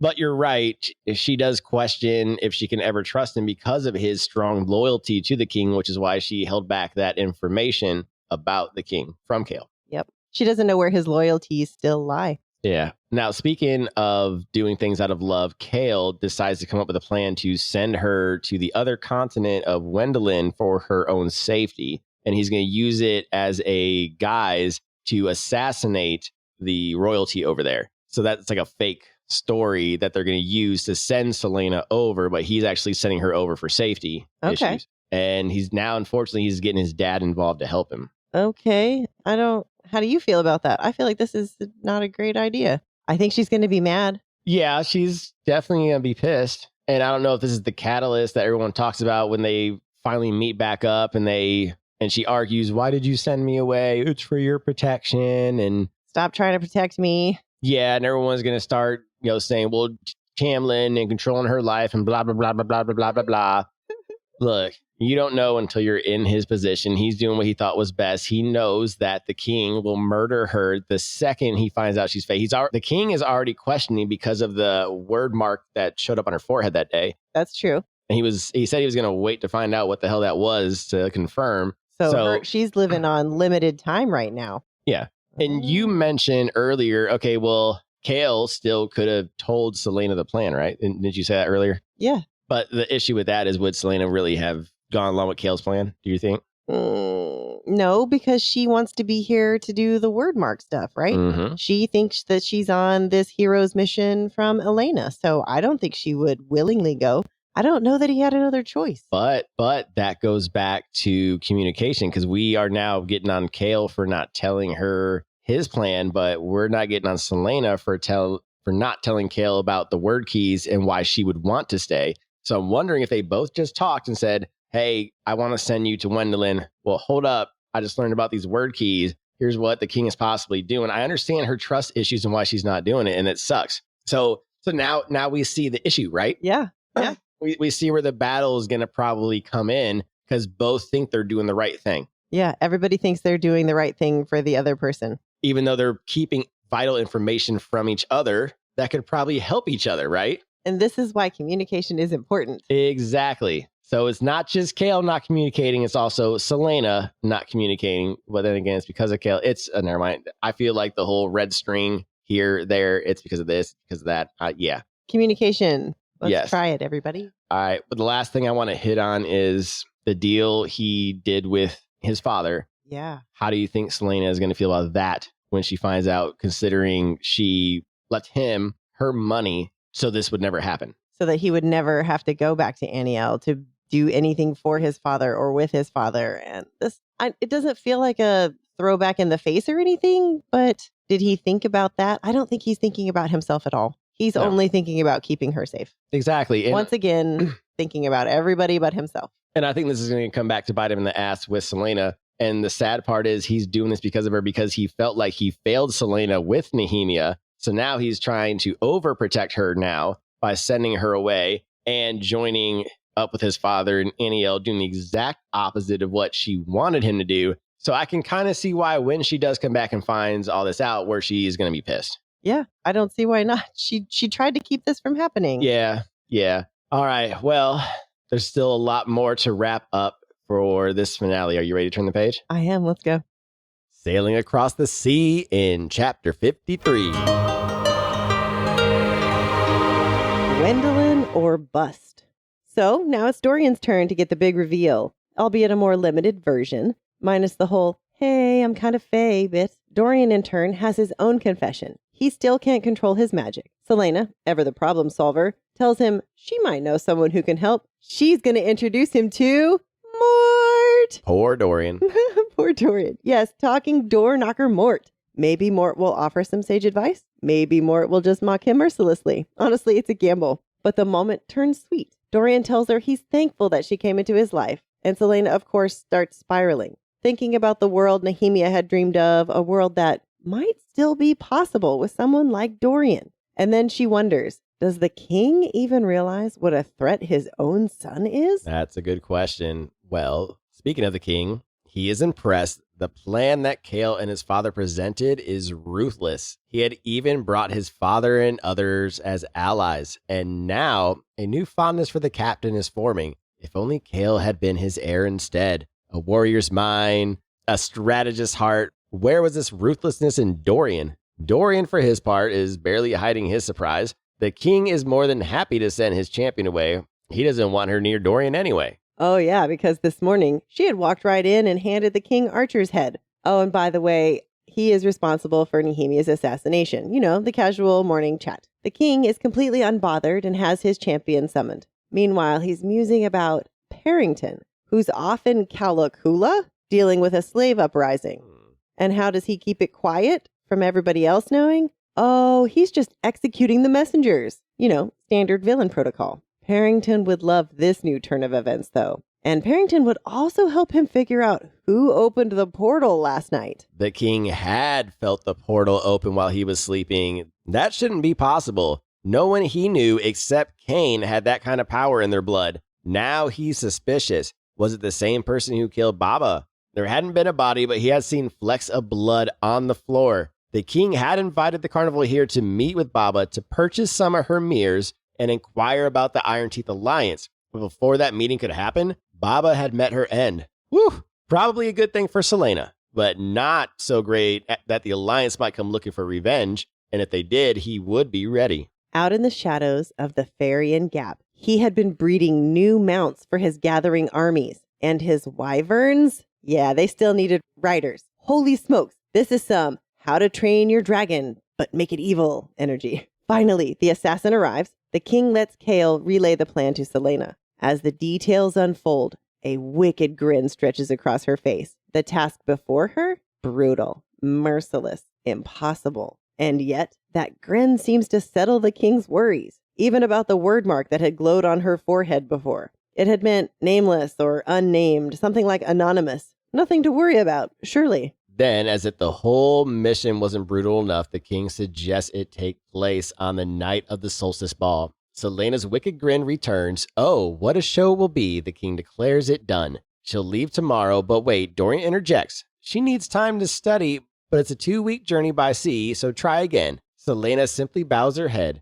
He'd have to send riders immediately to the Farian Gap and the Dead Islands, have General Narek ready his forces. There's an opportunity they cannot miss. And just like that, the wheels are set in motion. Ooh, change scene. Oh, snap. She is leaving tomorrow. Tomorrow. What the hell was Chaol thinking? She had never told him about the king's original threat, that if she didn't return from a mission that the king would execute Chaol. She could fake the deaths of a few petty lords. That's no big deal. But the king and crown prince of Wendelin? Yeah, no way. What was she supposed to do? Stage an elaborate royal assassination hoax like some medieval Ocean's 11? It's not happening. Pacing in her rooms was getting her nowhere, and Chaol, nowhere to be found for her to pepper with questions, so she heads down to the tomb instead. The moment she steps inside, Mort starts running his mouth, an earful about the portal, about recklessness, but then she realizes she's not alone. Celaena is here, and Celaena stiffens. Why didn't you help close the portal last night? Celaena sighs. She didn't have the power, and even now she was draining fast. Celaena presses her. Why would Chaol do this? If she's not here, she can't help Elena, can't deal with the word marks, can't fight the king. And Elena? Oh, she just shrugs. Chaol is doing what he thinks is best for you. And then she commands Celaena, sail to Wendelin, do what needs to be done. Bossy, bossy Elena. But she promises to stop bossing her around once she stops running from her past. A memory slices through her, something Nehemia had said, that she knew her own fate. Did Elena believe it? Did she think Nehemia manipulated Archer into setting up her own assassination? Elena's expression doesn't change. She simply says, The answer to that doesn't matter. Because the outcome is the same. And Celaena, she has to set sail tomorrow to Wendelin. To Wendelin. All right, so from the top, to help Dorian out, Celaena is going to introduce him to Mort. That poor guy. I cannot wait to see that. That would be a great reality TV show. I would love to see that between the two of them. Mort and Delulu. Well, maybe Mort will give him some answers and he'll be less Delulu. Doubt it.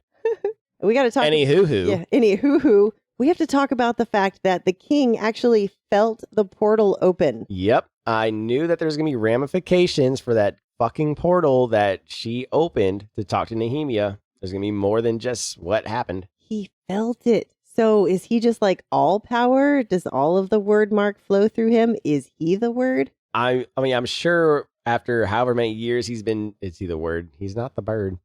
Gee, the bird's the word. Everyone needs to get their heads wrapped around that. The bird is the word, okay? Okay. There's a whole song. I'm just kidding. Anyway, the king, where was I? The king felt the portal was open. Yeah, I think the reason why he could feel the portal being open is he can recognize that kind of power, being around it for so long, inside the castle, siphoning the power, the ring, all that he can recognize when a shift in his own castle happens. You know what I'm saying? Yeah, okay. So I went from he doesn't know shit to like now he's like, okay, yeah, total shift. A little bit of a shift, yeah. Yeah, big shift. Well, we also find out that Parrington would have helped him out. So that's interesting. How deep are these two? Like, how far in is Parrington? Are they like level on the same level? They can't. Yeah, they have the same goal. It's his Elon Musk. Oh, okay. That's fair. I mean, I don't know how else to put it together. His vice president? I don't know. Yeah. But speaking of Parrington, what the hell is he doing in Calicula? I thought he was supposed to be in Morath with Roland and Caltaine. Yeah. We actually had to look at the map because they're in.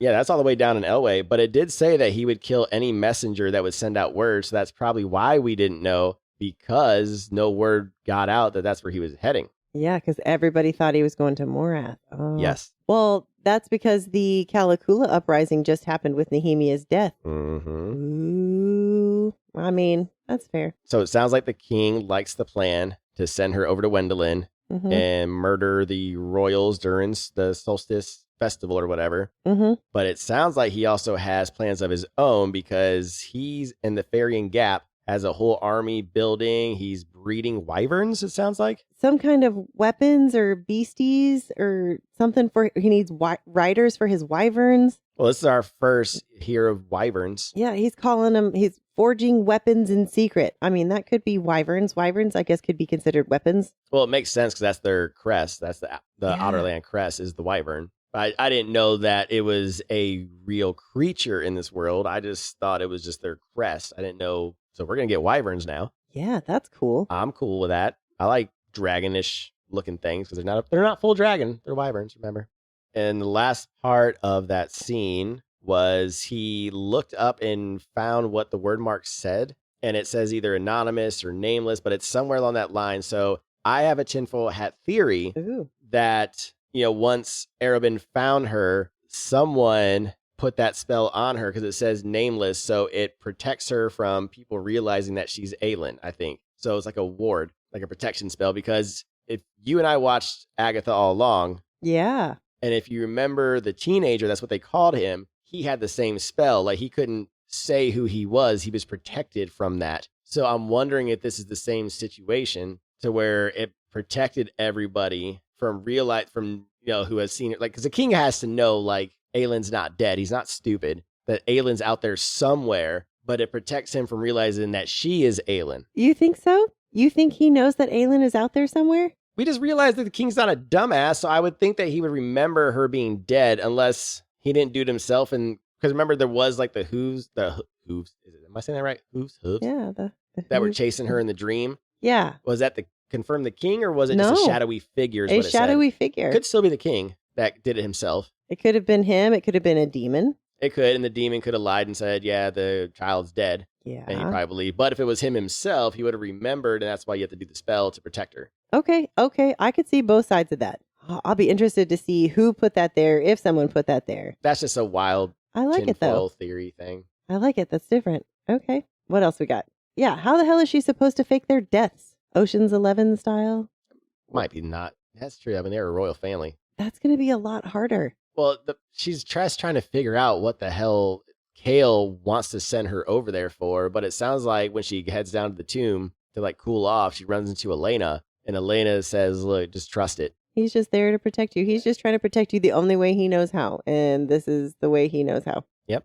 So now she's just off to Wendelin, I guess. Once we get past Assassin's Blade and we move on with what, Air of Fire's next after this comes forth is Air of Fire? I believe so, yeah. So I guess we might be in Wendelin for that one. That would be my guess. Yeah, that's my guess that we're going to be in Wendelin. So it's the last stronghold of the Fae, apparently. Yeah. All right. I'm excited, though. We get to go to a new place. We do. However, we're almost there. We're almost there. A few more chapters. Hang in there with us, everybody. Are you ready to turn the page? I am. Let's go.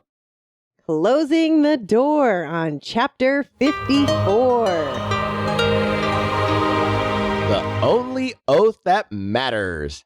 Chaol leaves the council meeting fast. Head down, steps quick, just trying to get back to his room undetected. No such luck. Dorian finds him first. And Dorian, he's pissed. He demands to know what the hell Chaol was thinking. Celaena's never going to forgive him for this, for shipping her off in such a brutal, public way. They both know she hasn't actually been following the king's orders. So why? Why this?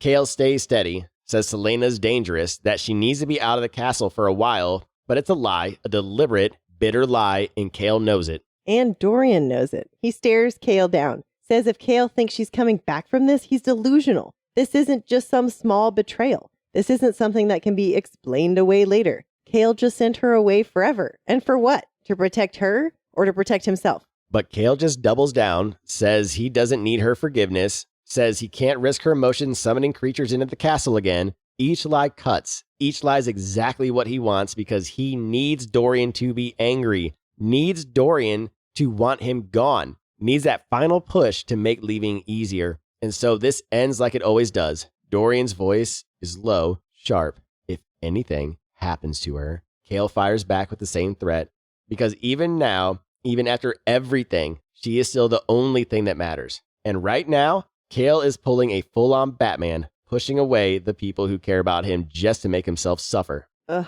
As dawn breaks, Celaena walks alone to Nehemia's grave. The castle is silent, the city still asleep. It's the first time she's been here since the funeral. The first time she's been able to face this. She kneels, pressing her fingers against the cold stone. And finally, she whispers the truth. You were right. She had been running. For so long, she's forgotten how to fight.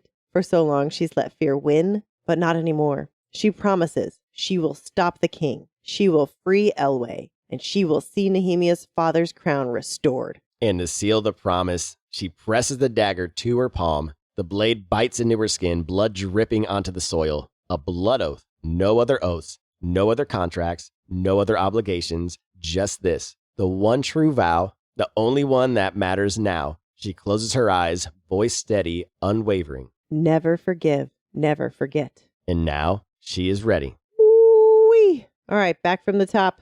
All right, Chaol is talking to Dorian, and having to lie like this to Dorian is very bitter in his mouth. It's lie upon lie upon lie, and he's doing it to protect Celaena. And he's doing it to purposely push Dorian away because it will make it easier for him to go to Aniel, because Dorian, being his best friend, would protest and try to keep him there. But he feels if he keeps Dorian angry at him, it'll make it easier for him to leave. So is that selfish? Very selfish. He feels like he deserves it. He feels everything is his fault. Nehemia's death, the way Celaena feels about him, he's brooding hardcore. So he's self-sacrificing. Okay. Chaol, he always does everything for everyone else. Very, very Batman, this again. Yeah.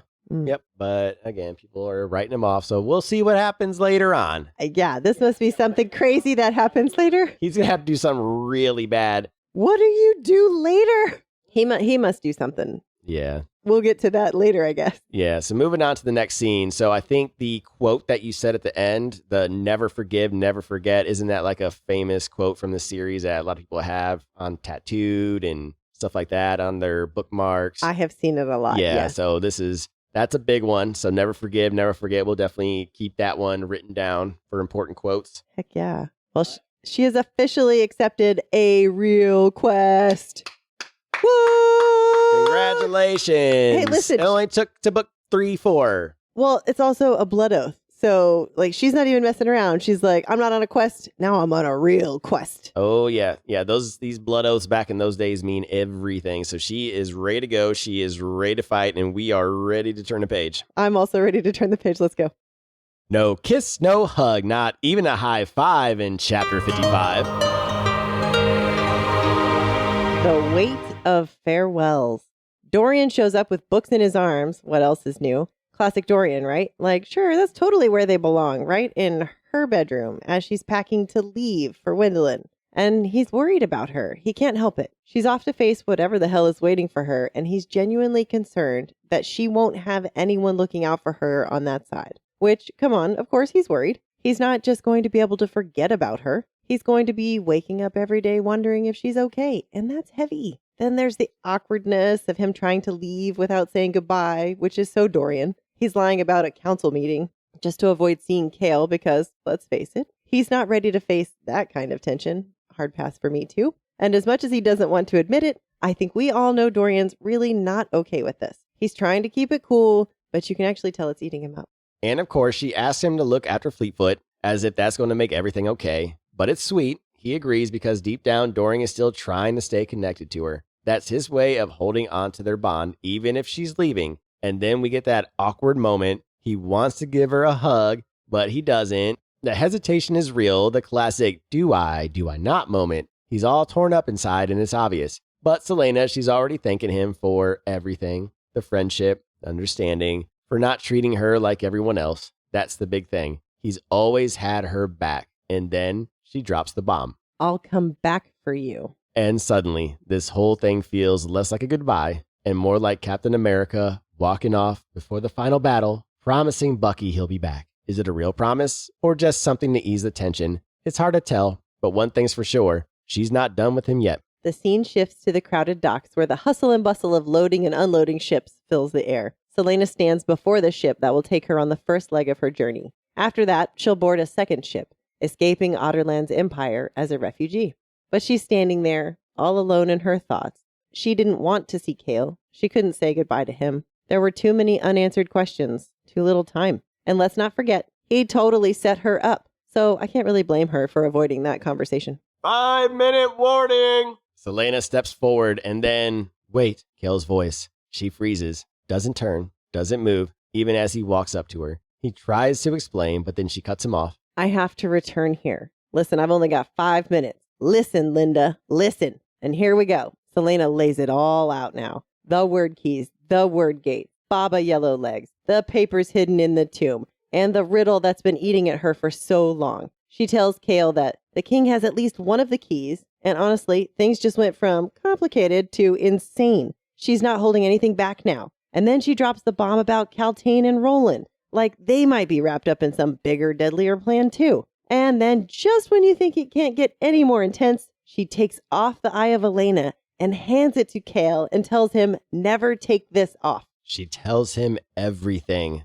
not because she expects him to hunt down the word keys, but because she can't be the only one left who knows about them. The proof is in the tomb. Chaol is struggling, pale, grief and fear in his eyes. 2 minutes, the captain shouts, and then she does the most reckless thing she's ever done. She leans in and whispers something in his ear. Wait, what? What the heck could she possibly be saying? Well, apparently, these are words that'll help him understand why it's so important to her. It's the big why behind her promise to return. And that last part, and he would hate her forever for it? Like, wow, you're really going to hit him with that? That's intense. But of course, it's not all revealed right away. Chaol's going to have to work to figure it out. It's cryptic as hell, but she's got that vibe where she just knows what she's doing, even if it leaves him scrambling. She tells him, when you do, I want you to remember that it wouldn't have made any difference to me. It's never made any difference to me when it came to you. I'd still pick you. I'll always pick you. And Chaol, being Chaol, is like, what does that even mean? He needs answers, and she's not giving him any more.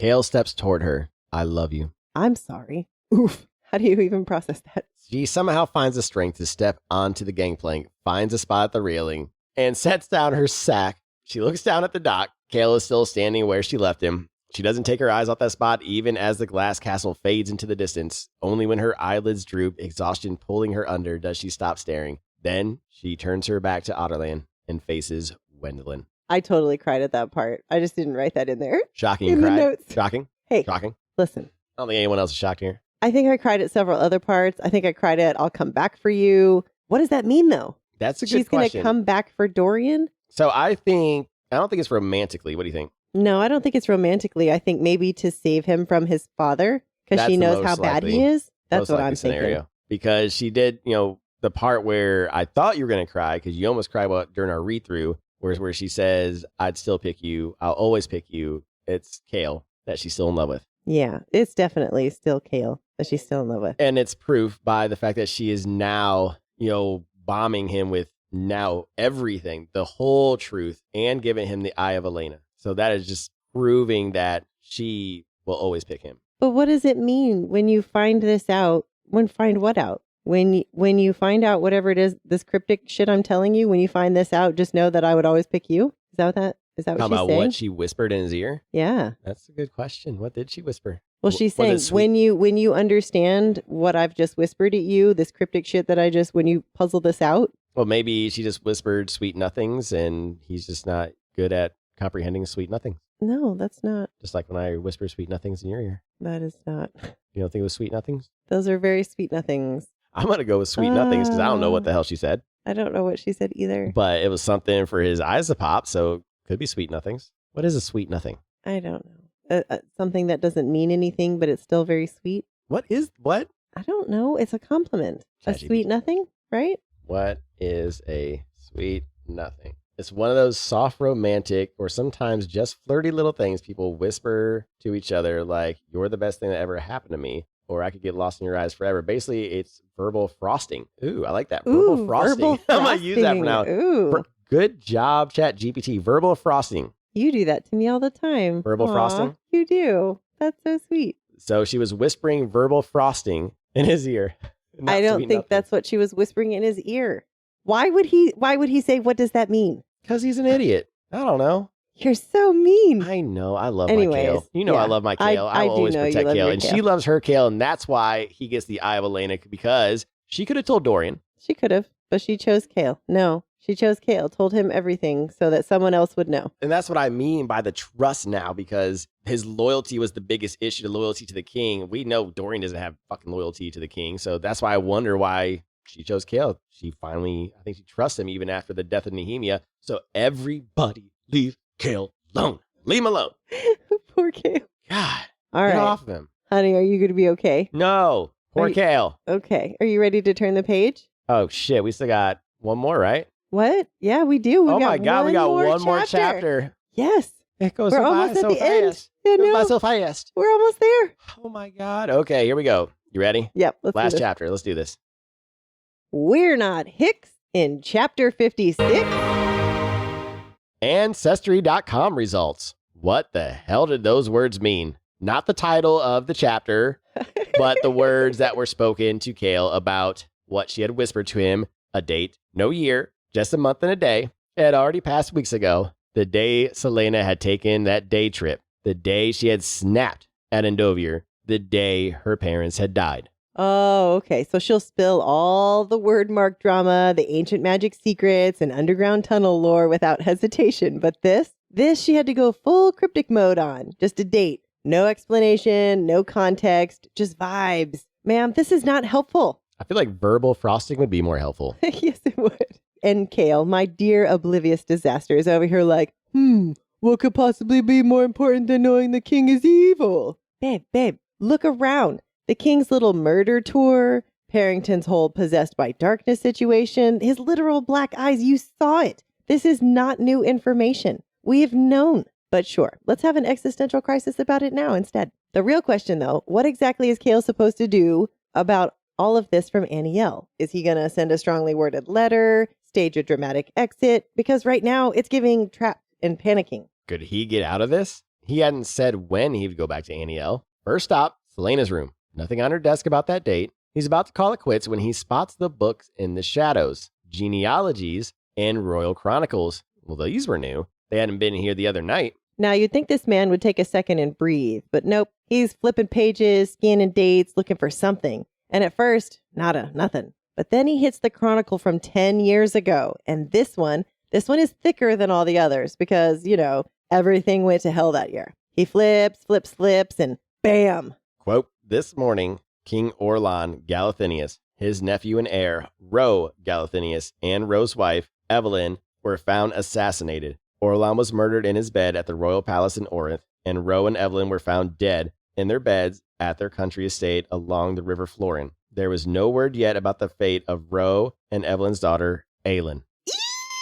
That's the name that we've been waiting to hear. Sorry. What was she trying to tell him? He grabs the genealogy book, Bloodlines of the Royal Houses of Otterland and Terrasen. Did she know what happened that night? He flips pages. A name jumps out. Ash River. Evelyn had come from Wendelin, a princess of the king's court. His breath catches. He snatches the Wendelin royal family tree, and on the final page, a name. Aelin Ash River Galathinius. Above it, her mother's name, Evelyn. 2 spots higher, Mab. Oh, holy shit. This is some never-ending story energy. Flipping through books and then realizing the truth was there the whole time. Mab. Okay, Mab is one of the 3 Fae sister queens. Maeve, Mora, and Mab. And when Mab kicked the bucket, she didn't just get a statue or some somber historical mention. No. She got deified. She got the full divine upgrade package. She is Deanna, Lady of the Hunt. And then his brain just short circuits because you'll miss morning when Celaena got that golden arrow from Deanna. Hello! Celaena had straight up said her great-grandmother was Fae. And now Chaol is doing the world's most stressful ancestry deep dive, counting down the family tree like his life depends on it. Because, spoiler alert, it does. Wait, this can't be right. He looks at the next day's entry in the chronicle. Aelin Galathinius, heir to the throne of Terrasen, died today, or sometime in the night. Before help could reach her deceased parents' estate, the assassin who had missed her the night before returned. Her body has still not been found, though some believe it was thrown into the river behind her parents' house. And everything clicks. He remembers she had told him. Arobin found her, half dead, on the riverbank. Nope. Delulu Chaol rebounding in real time. Maybe she just wanted him to know she still cared about Terrasen. But then he reads the top of the Ash River family tree. Ash River eyes, the fairest eyes from legends old, of brightest blue, ringed with gold. A strangled cry gurgles up out of him. He had looked into those eyes countless times. No wonder she had averted her gaze from the king. Celaena Sardathian wasn't in league with Aelin Ash River Galathinius. She Is Aelin Ash River Galathinius, heir to the throne, rightful queen of Terrasen. She was the greatest living threat to Otterlin, the one person capable of raising an army against the king. And Chaol had just sent her straight into the arms of her strongest potential allies, her own family. Her aunt, Queen Maeve of the Fae, Celaena, was the lost queen of Terrasen. Oops. Big oops. Ooh, man. Oh my gosh. Well, that was quite the clue that she left him, whispering that verbal frosting of a date. Quite an ending of a book, if I might add. Oh, this was a great ending of a book. Perfectly done. I'm so excited. Yes. I actually kind of visualized it in my mind at one point, like a movie scene where she's sailing off to Wendelin and he's looking at the genealogy, slowly realizing that it goes back to her sailing off, kind of like slowly smiling, knowing where she's heading. And then he's just realizing, oh, shit. No, what have I And then she just sails off to Wendelin. Oh, I can see it. Perfect. Oh my gosh. He's Perfect unknowingly sent her to the best place possible for her. She's going to be the powerful ally. Yes. So, real quick. Yes. We learned a little bit more about her genealogy. So, she's from the Ash River line is her other side. So for instance, Dorian is Galathinian and Haviliard, right? I believe so. That's how I understood right, yeah, it. so that's Elena and Gavin. Because Yes. Gavin is a Haviliard and Elena is a Galathinius. Okay, Yes. so then we have Galathinius, which is from Brannon. So Elena's brother would be, or brother or sister would be her side of the family for Celaena, maybe, right? I have no idea. I don't know. Either way, so the other Where side. is our chart? Yeah, we need a chart. Somebody give us a chart. We'll most likely make a chart. We are, by the way, real quick, I'm gonna plug this if you don't mind. Yeah, there we go. If it's not out yet, we do have a slideshow PowerPoint that is downloadable that has everything that you need to know that we are caught up on for the Throne of Glass series, including characters, world, lore, history, tinfoil hat theories, you name it, and we will make sure that we update it weekly as we learn things. Characters, we will be crossing them off as they die. If they're important, we will keep them, have a fun little X, but we just wanted to bring that out there. So we might try to add a Ancestry.com line for, Dorian and Celaena so we can kind of figure out. Well, that would be nice. We should do that. Yes, so we do know, so it sounds like the Ash River family is also a very powerful family, a powerful Fae family from Wendelin. Yes. Because part of the three sisters, what were their names? Maeve, Mab, and what was the other one? Mora. Maeve, Mora. Yeah, Mab, Mora. and Mora. And Mab is now Deanna. Yes. The Lady goddess of the moon, lady of the hunt. Yes. And she's the one who gave the arrow to Celaena. Which might coincide to, shocker, my new tinfoil hat theory. Now, I still think there's a slight chance Brannon might be involved in sending Elena and Gavin to help out. However, based on what we know about Mab and her turning into Deanna, a goddess, and knowing that I think, but you can correct me if I'm wrong, anyone can correct me, I think all of the visits from Elena happened at night. Like in the tomb, it happened with Gavin as well. So since she's the goddess of the moon, I'm wondering if she's the one sending them to help out using whatever their power. Moon magic? Moon magic. There you go. Maybe. I mean, that's a good theory. I don't know. I'm excited to see who does it. It could be Deanna, especially given that she purposefully gave Celaena, now Aelin, the arrow. So that might have been like a symbol like, hey, I'm watching you. I'm watching you. I'm here for you. Because Celaena knew that was her. Yeah. But I'm still caught up on the very beginning of Throne of Glass when they were in the Oakwalled Forest and the little feet with the flowers. Like, we still don't know shit about that. I really hope we get an answer to that. I have a feeling we're going to be... For your sake and mine. It's going to be a hot minute because we are going to go into Assassin's Blade next. So we're going to go backwards for at least, for 5 weeks for sure. So in case you haven't heard, 5 novellas in the Assassin's Blade. We're going to try to knock it out in 5 weeks, all novellas each week. So we have like 6 weeks before we're going to get into what happens after this book. Oh, man. It's so pressing. I want to read them all immediately, but I love our deep dives too. But real quick, Chaol has unknowingly sent her to the best place possible, not just for her to be safe, but now she can become a very powerful ally for her aunt. Yep. Super powerful ally. They're running into be powerful allies for themselves, for each other. And we mentioned last chapter that she now is on her quest. Yes. So she is no longer Celaena. She is Aelin, Ash River, Galathinius now. And she is on a quest. I think she's going to be going over there. Her and Maeve and the Wendelin people, they're going to be coming over to bring hell. That's my guess. It's going to be fabulous. I can't wait. Yeah, so we could sit here all day and do tinfoil hat theories, but we are not going to. We can tune in next week for the review. We have fun moments, and we'll wrap up all of our tinfoil hat theories into one small, large, condensed episode. Yes. So to kind of help us take a little bit of breather, because we do have normal jobs in real life, instead of Monday being our review episode, we're just going to push it out to Thursday instead, which gives you, again, an extra week to get Assassin's Blade, which you can get from the link in our bios, on our link tree, or in this episode's description. So one extra week, and we will have the Fourth Wing episode available for you as well.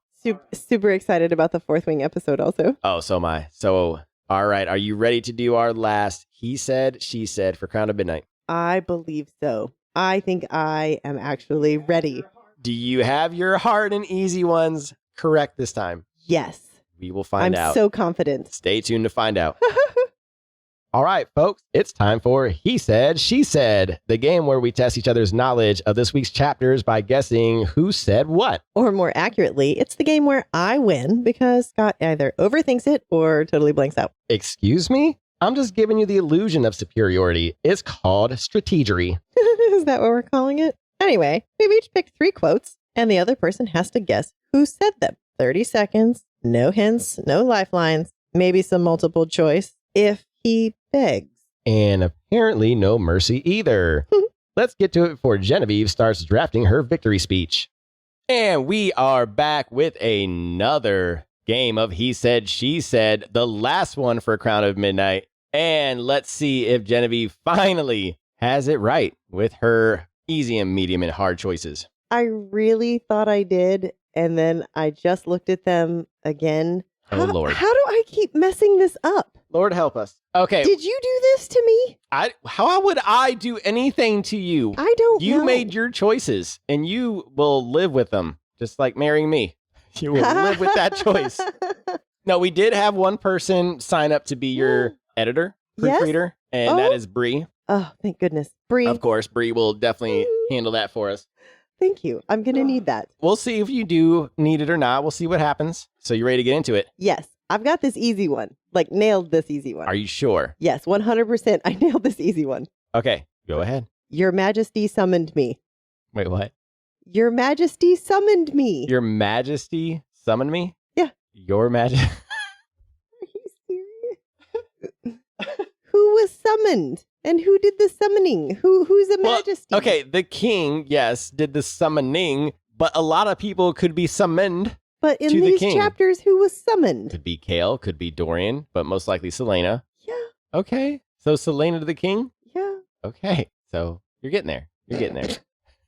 I gave you one of the people. I thought that was what I was supposed to do. So okay.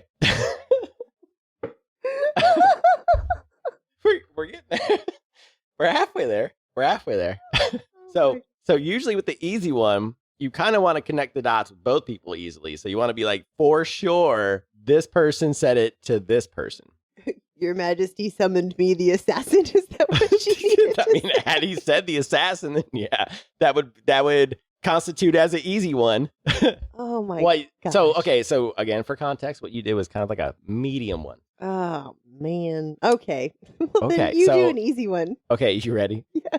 You're gonna be so mad. It's an anagram. The first freaking thing the whole chapter. That's why it's easy. And who else? Like, there's no one else. Oh, that's how you're supposed to do that. The only way you can mess this up is it is possible that the other one said it to the other one. Celaena said it to Mort. Yes, but you can see where it could be Mort said it to Celaena. But that's what I mean. He woke up. Okay. All right. So, all right. Your medium one is usually on point. See, this is the thing, though. I don't even remember what the context is. And that was the first one that I Phew. All right. So the quote is, oh my God. What? The quote is, take care of yourself. Oh my gosh. Okay, so that is a good medium one right Is there. it? Yes. Oh, good. Because I know it involves at least probably 3 people, right? So Chaol, Dorian, Celaena, because someone's saying goodbye to somebody. Okay.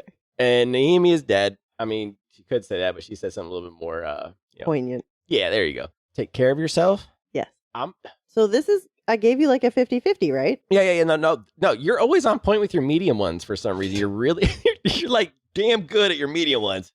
We don't need, for some reason, you're easy and hard. I don't know how you get those swapped of all things. Oh, Okay, I'm going to go Chaol to Celaena. man. All right, who was it? It's Dorian. Dorian to Celaena. Yeah, Okay, I that's knew what it he was one of said. them That's what he said to her. Okay, so, all right, my medium. You ready? Yes. You'd be surprised how easily men see what they want to see. That. Wheels are turning. Yes, the wheels are turning. I think the only one that would have said something like that would have been Elena or Celaena to Elena. So it's between those two, I think. Are you sure? No, I'm not. I'll say it one more time. I'll say yes. it one more time. Okay. Now, I will preface with there is more to the quote. This is just one sentence of the quote. There's something after that would have changed it from medium to easy. Oh, okay. You'd be surprised how easily men see what they want to see. Oh. Mm. Oh. I'm trying to remember and what happened back then. I'm getting all of my chapters all mixed up. I'm going to change exactly who that is because that sounds like Archer and Celaena talking about him dressed up as Mollison. So I'm going to say that is Archer saying that. Are we locking that in with our final answer? Yes. You are correct. Ooh. Good job. Wow. Good job. Yeah. I couldn't remember Elena saying it, and I wasn't sure what that was about, but maybe Chaol sending her away. Had I finished the entire quote, I would have given it away 100% because he does say, I dressed up in a wig and all this other shit. Yeah. So that would have been obvious. It would have been obvious. Yes. Okay. All right. So let's breathe for a hot second. Okay. I'm scared. Watch this one be easy. I'm going to. It for some odd reason, it usually is, but let's go for it. All right. You ready? Here it is. Your hard one. He's mine. Okay. He's mine. I want to say Celaena's talking to the monster and Celaena talking to the monster, talking about Chaol. No, Celaena is talking to Chaol about Archer. Okay. Yeah. Okay. I was worried you were going to get it because we were in the same time frame there with the whole Archer thing. No, that was a good one. All right. Okay, you ready for my hard one? So you got a good hard one. That was good. Yay! So we still got to work on your easy one. We're almost there. We're getting there. All right. So my hard one. Holy gods. That's a good one. That's a really good one. Now, do you want me to say it as they would have said it? Sure. Holy gods. I legitimately don't know. Like, I'm thinking it could have been Chaol thinking about her transforming. It could have been them seeing the portal. It could have been all kinds of different things. So I don't know. What is it? You got to at least guess. You might guess it right. Okay, say it again. Holy gods. Chaol says it about the portal. Okay, so you are saying that Chaol doesn't say it to anybody. He's saying it about something. Sure. Okay. You are correct when it comes to somebody saying it about something. Because it's not a direct quote to somebody, but it is Dorian when he saw the tapestry and he probably saw the stag appear, and that's probably why he said holy gods, which is what I'm guessing. Because he saw the stag appear. Well, he saw the tapestry, which, that's the one that stag appears, and Gavin was right. That's the one. So, And that's when he said holy gods? Pretty much. Okay, I was not keeping score, nor do I give a shit, because this is just more fun anyway. Do you want to hear my bonus one? Oh, yes. Let's hear your bonus one. I don't believe it. I don't believe it. Now, if you were to put that in one of 3 categories, which one would you put that one in? Hard. It says I don't believe it. Yeah. Man. Okay. I am going Dorian about Gavin. No. Okay. It is Archer to Celaena. Okay. I think that's the second thing that he says to her. Probably. Something like that. All right. So my extra one, you ready? Yes. Do you know what time it is? It's peanut butter jelly time. Peanut butter jelly time. Peanut butter jelly time. Where you at? Where you at? So there you go. There you go. Okay. Peanut butter jelly. Peanut butter jelly. Peanut butter jelly with a baseball bat. All right. What was the quote? Well, how do you just sing a song? Okay. Do you know what time it is? Oh, okay. Do you know what? Somebody was upset about being woken up. I'll give you that hint. Oh, yes. Yes. It's Chaol's daddy Yeah. is upset at Yeah. Chaol. Why did He's you all wake me butthurt up? about being woken up. Yeah. Good job. All That was a right. good one. Woo! It is done. Crown of Midnight. He said, she said. Congratulations. You are almost there. I'm almost there. I'm Gotta get that easy gonna one. get together with my new editor. Your new editor. Your new editor in chief. and we'll get me squared away. Yes, we will. All right. Are you ready to head over for Assassin's Whisper, the final one of Crown of Midnight? I am. Let's go. Welcome, Seekers of Secrets, to Assassin's Whisper. I am Obsidian, sharp as a blade, clever as a riddle, and never where you expect me. And I am Garnet, the shadow you sense but cannot see, and the voice that carries truths only the bold dare to hear. Together, we are the Keepers of Whispers, guardians of the secrets of Aurelia, entrusted to pass them on to only the most cunning assassins. This is your covert briefing, a recap of what has transpired in the world of Aurelia. Pay attention, assassin. The truth is a weapon, and we're here to make sure you wield it well. Listen carefully, for every whisper could mean survival or demise.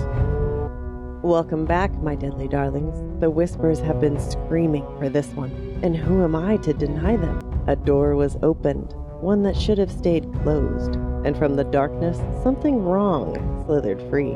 A monster, yes, but that's not even the worst of it, because if a crack can let one thing through, what else might have slipped past?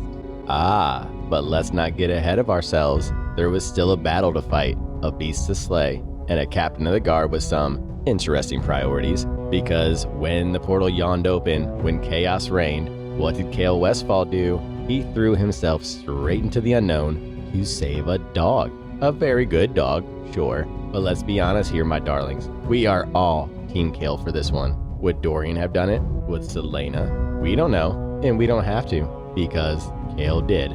But speaking of our dear prince, let's check in on Dorian Haviliard, shall we? Oh, that's right, we can't, because Celaena knocked him out cold. One moment, he's trying to help, the next, bam, face first into the floor. A royal boo-boo of the highest order. But in her defense, she had a lot going on, like turning into a full-blooded fae right before Chaol's eyes. And ooh, did our captain struggle with that one. For a second, I thought we had a faeist on our hands, ready to grab his holy water and start reciting anti-fae psalms. But no, he came through, he ran, he fought, and in the end, he loved her, no matter what she was. But love doesn't change the game, because in the end, it was Chaol who made the final move, who convinced the king to send Celaena away.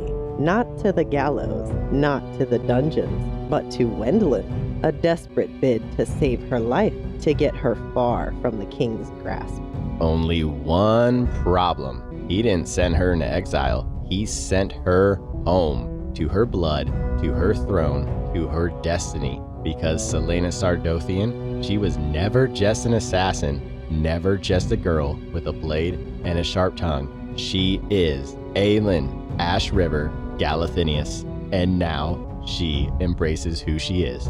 So while the king sharpens his knives, while Chaol drowns in the weight of his choices, while Dorian wakes up and wonders what the hell just happened, one truth remains. The game is far from over. Tick, tick, tick. The clock tower looms, and the whispers, they are waiting. Until next time, walk the shadows and trust only the whispers.